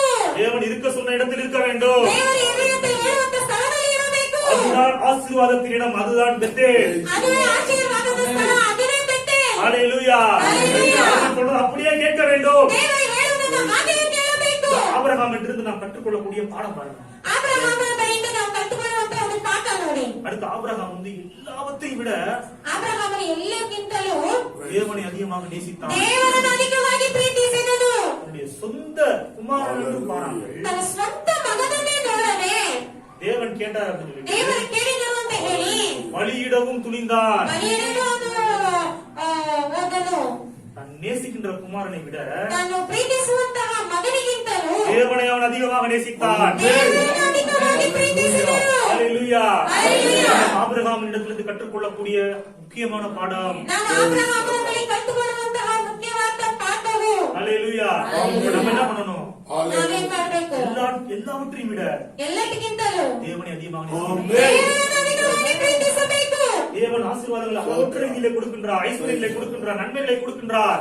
ದೇವರು ಅಳತೆಯಿಲ್ಲದ ಸ್ವಾಮಿ ರೀತಿಯಲ್ಲಿ ಆಶೀರ್ವಾದಗಳನ್ನು ಕೊಡುತ್ತಾರೆ, ಶುಭಗಳನ್ನು ಕೊಡುತ್ತಾರೆ, ಎಲ್ಲವನ್ನು ಕೊಡುತ್ತಾರೆ. நிலங்களை கொடுக்கின்றார், வீடுகளை கொடுக்கின்றார், வாகனங்களை கொடுக்கின்றார், எல்லாம் கொடுக்கிறாரு. ಭೂಮಿಯನ್ನು ಕೊಡುತ್ತಾರೆ, ಆಸ್ತಿಗಳನ್ನು ಕೊಡುತ್ತಾರೆ, ಸಂಪತ್ತನ್ನು ಕೊಡುತ್ತಾರೆ, ಮನೆಗಳನ್ನು ಕೊಡುತ್ತಾರೆ, ವಾಹನಗಳನ್ನು ಕೊಡುತ್ತಾರೆ, ಎಲ್ಲವನ್ನು ಕೊಡುತ್ತಾರೆ. ஆனால் உங்களுடைய நேசம், உங்களுடைய பாசம் தேவன் மீது மாத்திரமே இருக்க வேண்டும். ಆದರೆ ನಿಮ್ಮ ಒಂದು ಆಸೆ, ನಿಮ್ಮ ಒಂದು ಪ್ರೀತಿ ಎಲ್ಲ ದೇವರ ಮೇಲೆಯೇ ಇರಬೇಕು. ஹalleluya. எத்தனை பேர் ஒரு முடிவு எடுக்கிறீங்க நிலை? ಎಷ್ಟು ಜನ ಇವತ್ತಿಂದ ಒಂದು ತೀರ್ಮಾನ ತಗೊಳ್ತೀರಿ? ஹalleluya. ஹalleluya. அது மாத்திரம் கிடையாது. ಅದು ಮಾತ್ರವಲ್ಲ, ஆபிரகாம் தேவனுடைய வார்த்தையின்படி நடந்தான். ಅದು ಮಾತ್ರವಲ್ಲ, ಆಬ್ರಹಾಮನು ದೇವರ ವಾಕ್ಯದಂತೆ ನಡೆದನು. அது மாத்திரம் கிடையாது. ಅದು ಮಾತ್ರವಲ್ಲ, தேவனே ஆபிரகாமை குறித்து ஒரு இடத்துல சாட்சி சொல்றாரு. ದೇವರೇ ಆಬ್ರಹಾಮನ ಬಳಿ ಒಂದು ಕಡೆ ಸಾಕ್ಷಿ ಕೊಡುತ್ತಾರೆ. ஆபிரகாம்கிட்ட நான் வந்து இந்த விஷயத்தை மறைக்க மாட்டேன். ಆಬ್ರಹಾಮನ ಬಳಿ ನಾನು ಯಾವುದೇ ವಿಷಯವನ್ನು ನಾನು ಮರೆ ಮಾಡೋದಿಲ್ಲ. ஏன்னா ಯಾಕೆಂದ್ರೆ என்னுடைய கற்பனைகளை ನನ್ನ ಆಜ್ಞೆಗಳನ್ನು என்னுடைய சந்ததிக்கு அவன் போதிக்கிறான். ನನ್ನ ಸಂತಾನಕ್ಕೆ ಅವನು ಬೋಧಿಸುತ್ತಾನೆ. சுத்தி இருக்கவங்களுக்கெல்லாம் என்னுடைய நியமங்களை எடுத்து சொல்றான். ಸುತ್ತಮುತ್ತಲೇ ಇರುವವರಿಗೆಲ್ಲ ನನ್ನ ನಿಯಮಗಳನ್ನು ತೆಗೆದು ಹೇಳುತ್ತಾನೆ. ஹalleluya. ஹalleluya. இதை நாம் கடைபிடிக்க வேண்டும். ಇದನ್ನು ನಾವು ಹಿಂಬಾಲಿಸಬೇಕು. இயேசு என்னை ஆசீர்வதித்திருக்கின்றார். ಯೇಸು ನಮ್ಮನ್ನು ಆಶೀರ್ವದಿಸಿದ್ದಾರೆ. இயேசு என்னை விடுதலையாக்கி இருக்கின்றார். ಯೇಸು ನಮ್ಮನ್ನು ಬಿಡುಗಡೆ ಮಾಡಿದ್ದಾರೆ. உன்னை விடுதலையாக்குவார் என்று மத்தவங்க தான் சொல்லுங்க. ನಿಮ್ಮನ್ನು ಬಿಡುಗಡೆ ಮಾಡುತ್ತಾರೆ ಅಂತ ಹೇಳಿ ಬೇರೆಯವರಿಗೆಲ್ಲ ಹೋಗಿ ಹೇಳಿರಿ. என்னை ஆசீர்வதித்திருக்கிறவர் உன்னை ஆசீர்வதிப்பார் மத்தவங்க தான் சொல்லுங்க. ನನ್ನನ್ನು ಆಶೀರ್ವದಿಸಿದವರು ನಿಮ್ಮನ್ನು ಆಶೀರ್ವದಿಸುತ್ತಾರೆ ಅಂತ ಹೇಳಿ ಬೇರೆಯವರಿಗೆ ಹೋಗಿ ಹೇಳಿರಿ. ஜீவ மார்க்கத்தை போதிக்க ஆரம்பியுங்கள். ಜೀವ ಮಾರ್ಗವನ್ನು ಬೋಧಿಸಲು ಆರಂಭಿಸಿ. ஹalleluya. பிள்ளைகளுக்கு தேவனுடைய வார்த்தையை சொல்லிக் கொடுத்து வளங்க. ನಿಮ್ಮ ಮಕ್ಕಳಿಗೆ ದೇವರ ವಾಕ್ಯವನ್ನು ಹೇಳಿಕೊಟ್ಟು ಅವರಿಗೆ ಬೆಳೆಸಿರಿ. ஒவ்வொரு நாளைக்கும் ஒவ்வொரு வசனமா மனப்பாடம் பண்ணி கொடுங்க. ಒಂದೊಂದು ದಿನವೂ ಒಂದೊಂದು ವಾಕ್ಯವನ್ನು ಅವರಿಗೆ ನೀವು ಹೇಳ್ಕೊಡಿ. ஒவ்வொரு நாளைக்கும் ಒಂದೊಂದು ದಿನವೂ ஒவ்வொரு வார்த்தை தேவனுடைய வார்த்தைகளை வந்து மனப்பாடம் ದೇವರ ವಾಕ್ಯಗಳನ್ನು ನೀವು ಹೇಳ್ಕೊಡಿ, ಅವರಿಗೆ ಹೇಳ್ಕೊಡ್ತಾನೆ ಇರಿ. மதுரையில ஒரு வீட்டுக்கு போனோம் பாருங்க. ನಾವು ಮದುವೆಯಲ್ಲಿ ಒಂದು ಮನೆಗೆ ಹೋದ್ವಿ ನೋಡಿ. அவங்க பொண்ணுங்க வந்து பயங்கரமா வசனம் பேசுறாங்க. ஆச்சரியமா இருக்கு. ಅವರ ಮಕ್ಕಳು ಬಂದು ತುಂಬಾ ಭಯಂಕರವಾಗಿ ವಾಕ್ಯಗಳನ್ನು ಮಾತನಾಡ್ತಾರೆ. ತುಂಬಾ ಆಶ್ಚರ್ಯವಾಯ್ತು. எங்க சித்தி பொண்ணுங்க தான். ಅವರ ಒಂದು ಚಿಕ್ಕಮ್ಮ ಮಕ್ಕಳೇ அவங்க சொல்றாங்க, ಅವ್ರು ಹೇಳ್ತಾರೆ, அவங்க என்ன பண்ணுவாங்க, காலையில எந்திரிச்ச உடனே ಅವ್ರು ಏನ್ ಮಾಡ್ತಾರೆ ಅಂದ್ರೆ ಬೆಳಗ್ಗೆ ಎದ್ದ ತಕ್ಷಣ காலையில வாக்குத்தத்தங்கள் இருக்குல்ல, ಆ ಕ್ಯಾಲೆಂಡರ್ ಅಲ್ಲಿ ವಾಗ್ದಾನಗಳು ಇರ್ತದಲ್ಲ, அந்த வாக்குத்தத்தத்தை அன்னைக்கு மனப்பாடம் பண்ணி ஒப்பிச்சாதான் உனக்கு சாப்பாடு. ಆ ವಾಗ್ದಾನಗಳನ್ನು ಓದಿ ಅದನ್ನು ಅಭ್ಯಾಸ ಮಾಡ್ಕೊಂಡ್ರೆ ಮಾತ್ರನೇ ಅವ್ರಿಗೆ ಊಟ. 5 வயசுல இருந்தே படிக்கிறாங்க. 5 ವರ್ಷದಿಂದಲೇ ಅಭ್ಯಾಸ ಮಾಡಿಸ್ತಾರೆ. வாயில வந்தா வசனமா வருது. ಬಾಯಂತಗಳು ವಾಕ್ಯವಾಗಿಯೇ ಬರುತ್ತದೆ. குடும்பம் ஆசீர்வாதமா இருக்குது. ಆ ಕುಟುಂಬವು ಆಶೀರ್ವಾದವಾಗಿದೆ. அதான் நானும் சொல்றேன். ಅದನ್ನೇ ನಾನು ಹೇಳ್ತೇನೆ. பிள்ளைங்களுக்கு வசனத்தை போதிங்க. ಮಕ್ಕಳಿಗೆ, ನಿಮ್ಮ ಮಕ್ಕಳಿಗೆ ವಾಕ್ಯವನ್ನು ಬೋಧಿಸಿರಿ. மனப்பாடம் பண்றதுக்கு சொல்லி கொடுங்க. ಆ ವಾಕ್ಯವನ್ನು ಅಭ್ಯಾಸ ಮಾಡಿಸಿರಿ. சுத்தி இருக்கவங்களுக்கு என்ன பண்ணுங்க, ಸುತ್ತಮುತ್ತಲು ಇರುವವರಿಗೆ ಏನ್ ಮಾಡಿ, வார்த்தை எடுத்து போதிங்க. ವಾಕ್ಯವಂತಕ್ಕೆ ಬೋಧಿಸಿರಿ. சரிங்களா? இது ஆபிரகாமிடமிருந்து நம்ம கற்றுக்கொள்ளக்கூடிய இன்னொரு Praise God. ಇದು ಆಬ್ರಹಾಮನ ಬಳಿಯಿಂದ ಕಲ್ತ್ಕೊಳ್ಳುವಂತ ಇನ್ನೊಂದು ಪಾಠ. கடைசியாக ಕಡೆಯದಾಗಿ ஆபிரகாமிடமிருந்து கற்றுக்கொள்ளக்கூடிய இன்னொரு பாடம் என்னன்னா, ಆಬ್ರಹಾಮನ ಬಳಿಯಿಂದ ಕಲ್ತ್ಕೊಳ್ಳುವಂತ ಇನ್ನೊಂದು ಪಾಠ ಏನಂದ್ರೆ, ஆபிரகாம் தேவன் தனக்கு கொடுத்த அந்த வாக்குத்தத்தங்களை முழு நிச்சயமாக நம்பினான். ಆಬ್ರಹಾಮನು ದೇವರು ಕೊಟ್ಟಂತ ವಾಗ್ದಾನಗಳನ್ನು ಅವನು ಪೂರ್ಣ ನಿಶ್ಚಯದಿಂದ ನಂಬಿದನು. சூழ்நிலைகள் சாதகமாக இல்ல. ಅವನಿಗೆ ಸ್ಥಿತಿಗತಿಗಳು ಸಾಧಕವಾಗಿಲ್ಲ. இருந்தாலும் வார்த்தையின் மீது விசுவாசம் கொண்டவனாக இருந்தான். ಇದ್ದರೂ ವಾಕ್ಯದ ಮೇಲೆ ನಂಬಿಕೆಯುಳ್ಳವನಾಗಿದ್ದನು. வாக்குத்தத்தங்களை பிடித்துக் கொண்டான். ವಾಗ್ದಾನಗಳನ್ನು ಹಿಡಿದುಕೊಂಡನು. சூழ்நிலைகள் எதிர்மறையாக தான் இருக்குது. ಸ್ಥಿತಿಗಳು ಎದುರಾಗಿ ಇದೆ. பைபிள் சொல்லுது ಸತ್ಯವೇದ ಹೇಳುತ್ತದೆ, அவன் தன் சரீரம் செத்ததையும் ತನ್ನ ಶರೀರ ಸತ್ತು ಹೋದದನ್ನು, அவனுடைய மனைவியுடைய கற்பம் செத்ததையும் ತನ್ನ ಹೆಂಡತಿಯ ಗರ್ಭ ಸತ್ತು ಹೋದದನ್ನು எண்ணாதிருந்தான். ಅವನು ಎಣಿಸದೇ ಇದ್ದನು. அது என்ன பண்ணானா, ಅವನು ಅದನ್ನು ಎಣಿಸದೆ ಏನ್ ಮಾಡಿದನು? வாக்குத்தத்தம் பண்ணவர் அதை நிறைவேற்ற வல்லவர் என்று சொல்லி அவரை மகிமைப்படுத்தி விசுவாசத்தில் வல்லவனானான். ವಾಗ್ದಾನ ಮಾಡಿದಾತನು ನಂಬಿಕೆಸ್ತನು ಅಂತ ಹೇಳಿ ಅವರು ವಿಶ್ವಾಸದಲ್ಲಿ ಶಕ್ತನಾದರು. ஹல்லேலூயா. எழுதப்பட்ட எல்லா வாக்குத்தத்தங்களும் உங்களுக்குரியதா இருக்குது. ಸತ್ಯವೇದದಲ್ಲಿ ಬರೆದಿರುವ ಎಲ್ಲ ವಾಗ್ದಾನಗಳು ಅದು ನಿಮ್ಮದಾಗಿದೆ ಪ್ರಿಯರೇ. ஹல்லேலூயா. ஒரு காலத்துல இஸ்ரவேல் மக்களுக்கு மாத்திரம் சொந்தமா இருந்துச்சு. ಒಂದು ಕಾಲದಲ್ಲಿ ಇಸ್ರಾಯೇಲರ ಜನರಿಗೆ ಮಾತ್ರ ಸ್ವಂತವಾಗಿತ್ತು. இயேசு கல்வாரி சிலுவையில் இருதரத்தாரை ஒன்றாக்கி விட்டார். நாம் புறஜாதிகளாகிய நாம் இன்றைக்கு ஒன்றாக ஆகிவிட்டோம். ಯೇಸು ಕಲ್ವಾರಿ ಶಿಲುಬೆಯಲ್ಲಿ ಇಬ್ಬರನ್ನು ಒಬ್ಬರಾಗಿ ಮಾಡಿದ್ದಾರೆ. ಅನ್ಯರಾಗಿದ್ದ ನಮ್ಮನ್ನು ಸೇರಿಸಿದ್ದಾರೆ ಕಲ್ವಾರಿ ಶಿಲುಬೆಯಲ್ಲಿ. காட்டு ஒளிவு மரத்திலிருந்து வெட்டப்பட்டு நல்ல ஒளிவு மரத்தில் ஒட்ட வைக்க விட்டோம். ಕಾಡಿನ ಎಣ್ಣೆ ಮರದ ಕೊಂಬೆಯಾಗಿ ತೆಗೆದು ನಮ್ಮನ್ನು ಒಳ್ಳೆಯ ಎಣ್ಣೆ ಮರದ ಕೊಂಬೆಯಲ್ಲಿ ನಮ್ಮನ್ನು ಅಂಟಿಸಿ ಸೇರಿಸಿದ್ದಾರೆ. இன்னைக்கு தேவனுடைய எல்லா வாக்குத்தத்தங்களும் நமக்கு சொந்தமானதாக ಈ ಒಂದು ದೇವರ ಎಲ್ಲಾ ವಾಗ್ದಾನಗಳು ನಮಗೆ ಸ್ವಂತವಾಗಿದೆ. எந்த வாக்குத்தத்தை குறித்து சந்தேகப்படாதீங்க. ಯಾವುದೇ ವಾಗ್ದಾನದ ಕುರಿತಾಗಿ ಸಂಶಯವೇ ಪಡಬೇಡಿ. சூழ்நிலை சொல்றது என்னாதீங்க. ಸ್ಥಿತಿಗತಿಗಳು ಹೇಳುವುದನ್ನು ನೀವು ಯೋಚಿಸಬೇಡಿ. சரீரம் சொல்றது என்னாதீங்க. ನಿಮ್ಮ ಶರೀರ ಹೇಳುವುದನ್ನು ನೀವು ಯೋಚಿಸಬೇಡಿ. பேங்க் பேலன்ஸ் சொல்றத நம்பாதீங்க. ನಿಮ್ಮ ಬ್ಯಾಂಕ್ ಬ್ಯಾಲೆನ್ಸ್ ಅನ್ನು ಹೇಳುವುದನ್ನು ನಂಬಬೇಡಿ. வாக்குத்தத்தம் சொல்றத நம்புங்க. ವಾಗ್ದಾನ ಹೇಳುವುದನ್ನು ನಂಬಿರಿ. அதை நினைச்சு தேவனை மகிமைப்படுத்திக்கிட்டே இருங்க. ನೀವು ದೇವರನ್ನು ಮಹಿಮೆಪಡಿಸುತ್ತಲೇ ಇರಿ. நான் சொல்லுகின்றேன், நீங்க மகிமைப்படுத்த ನೀವು ಮಹಿಮೆಪಡಿಸುತ್ತಾ உங்களுக்கு முன்பாக அடக்கப்பட்ட கடவுள் எல்லாம் திறக்க ஆரம்பிக்கும். ನಿಮ್ಮ ಮುಂದೆ ಮುಚ್ಚಲ್ಪಟ್ಟಂತ ಬಾಗಿಲೆಲ್ಲ ತೆರೆಯಲ್ಪಡುತ್ತದೆ. வார்த்தை மாம்சமாக மாறாது. ವಾಕ್ಯವು ಮಾಂಸವಾಗಿ ಮಾರ್ಪಡಲು ಆರಂಭಿಸುತ್ತದೆ. ஆமென். ஹல்லேலூயா. ஹல்லேலூயா. கர்த்தரை ஸ்தோத்திரிப்போம். ಕರಗಳನ್ನು ತಟ್ಟಿ ಕರ್ತನಿಗೆ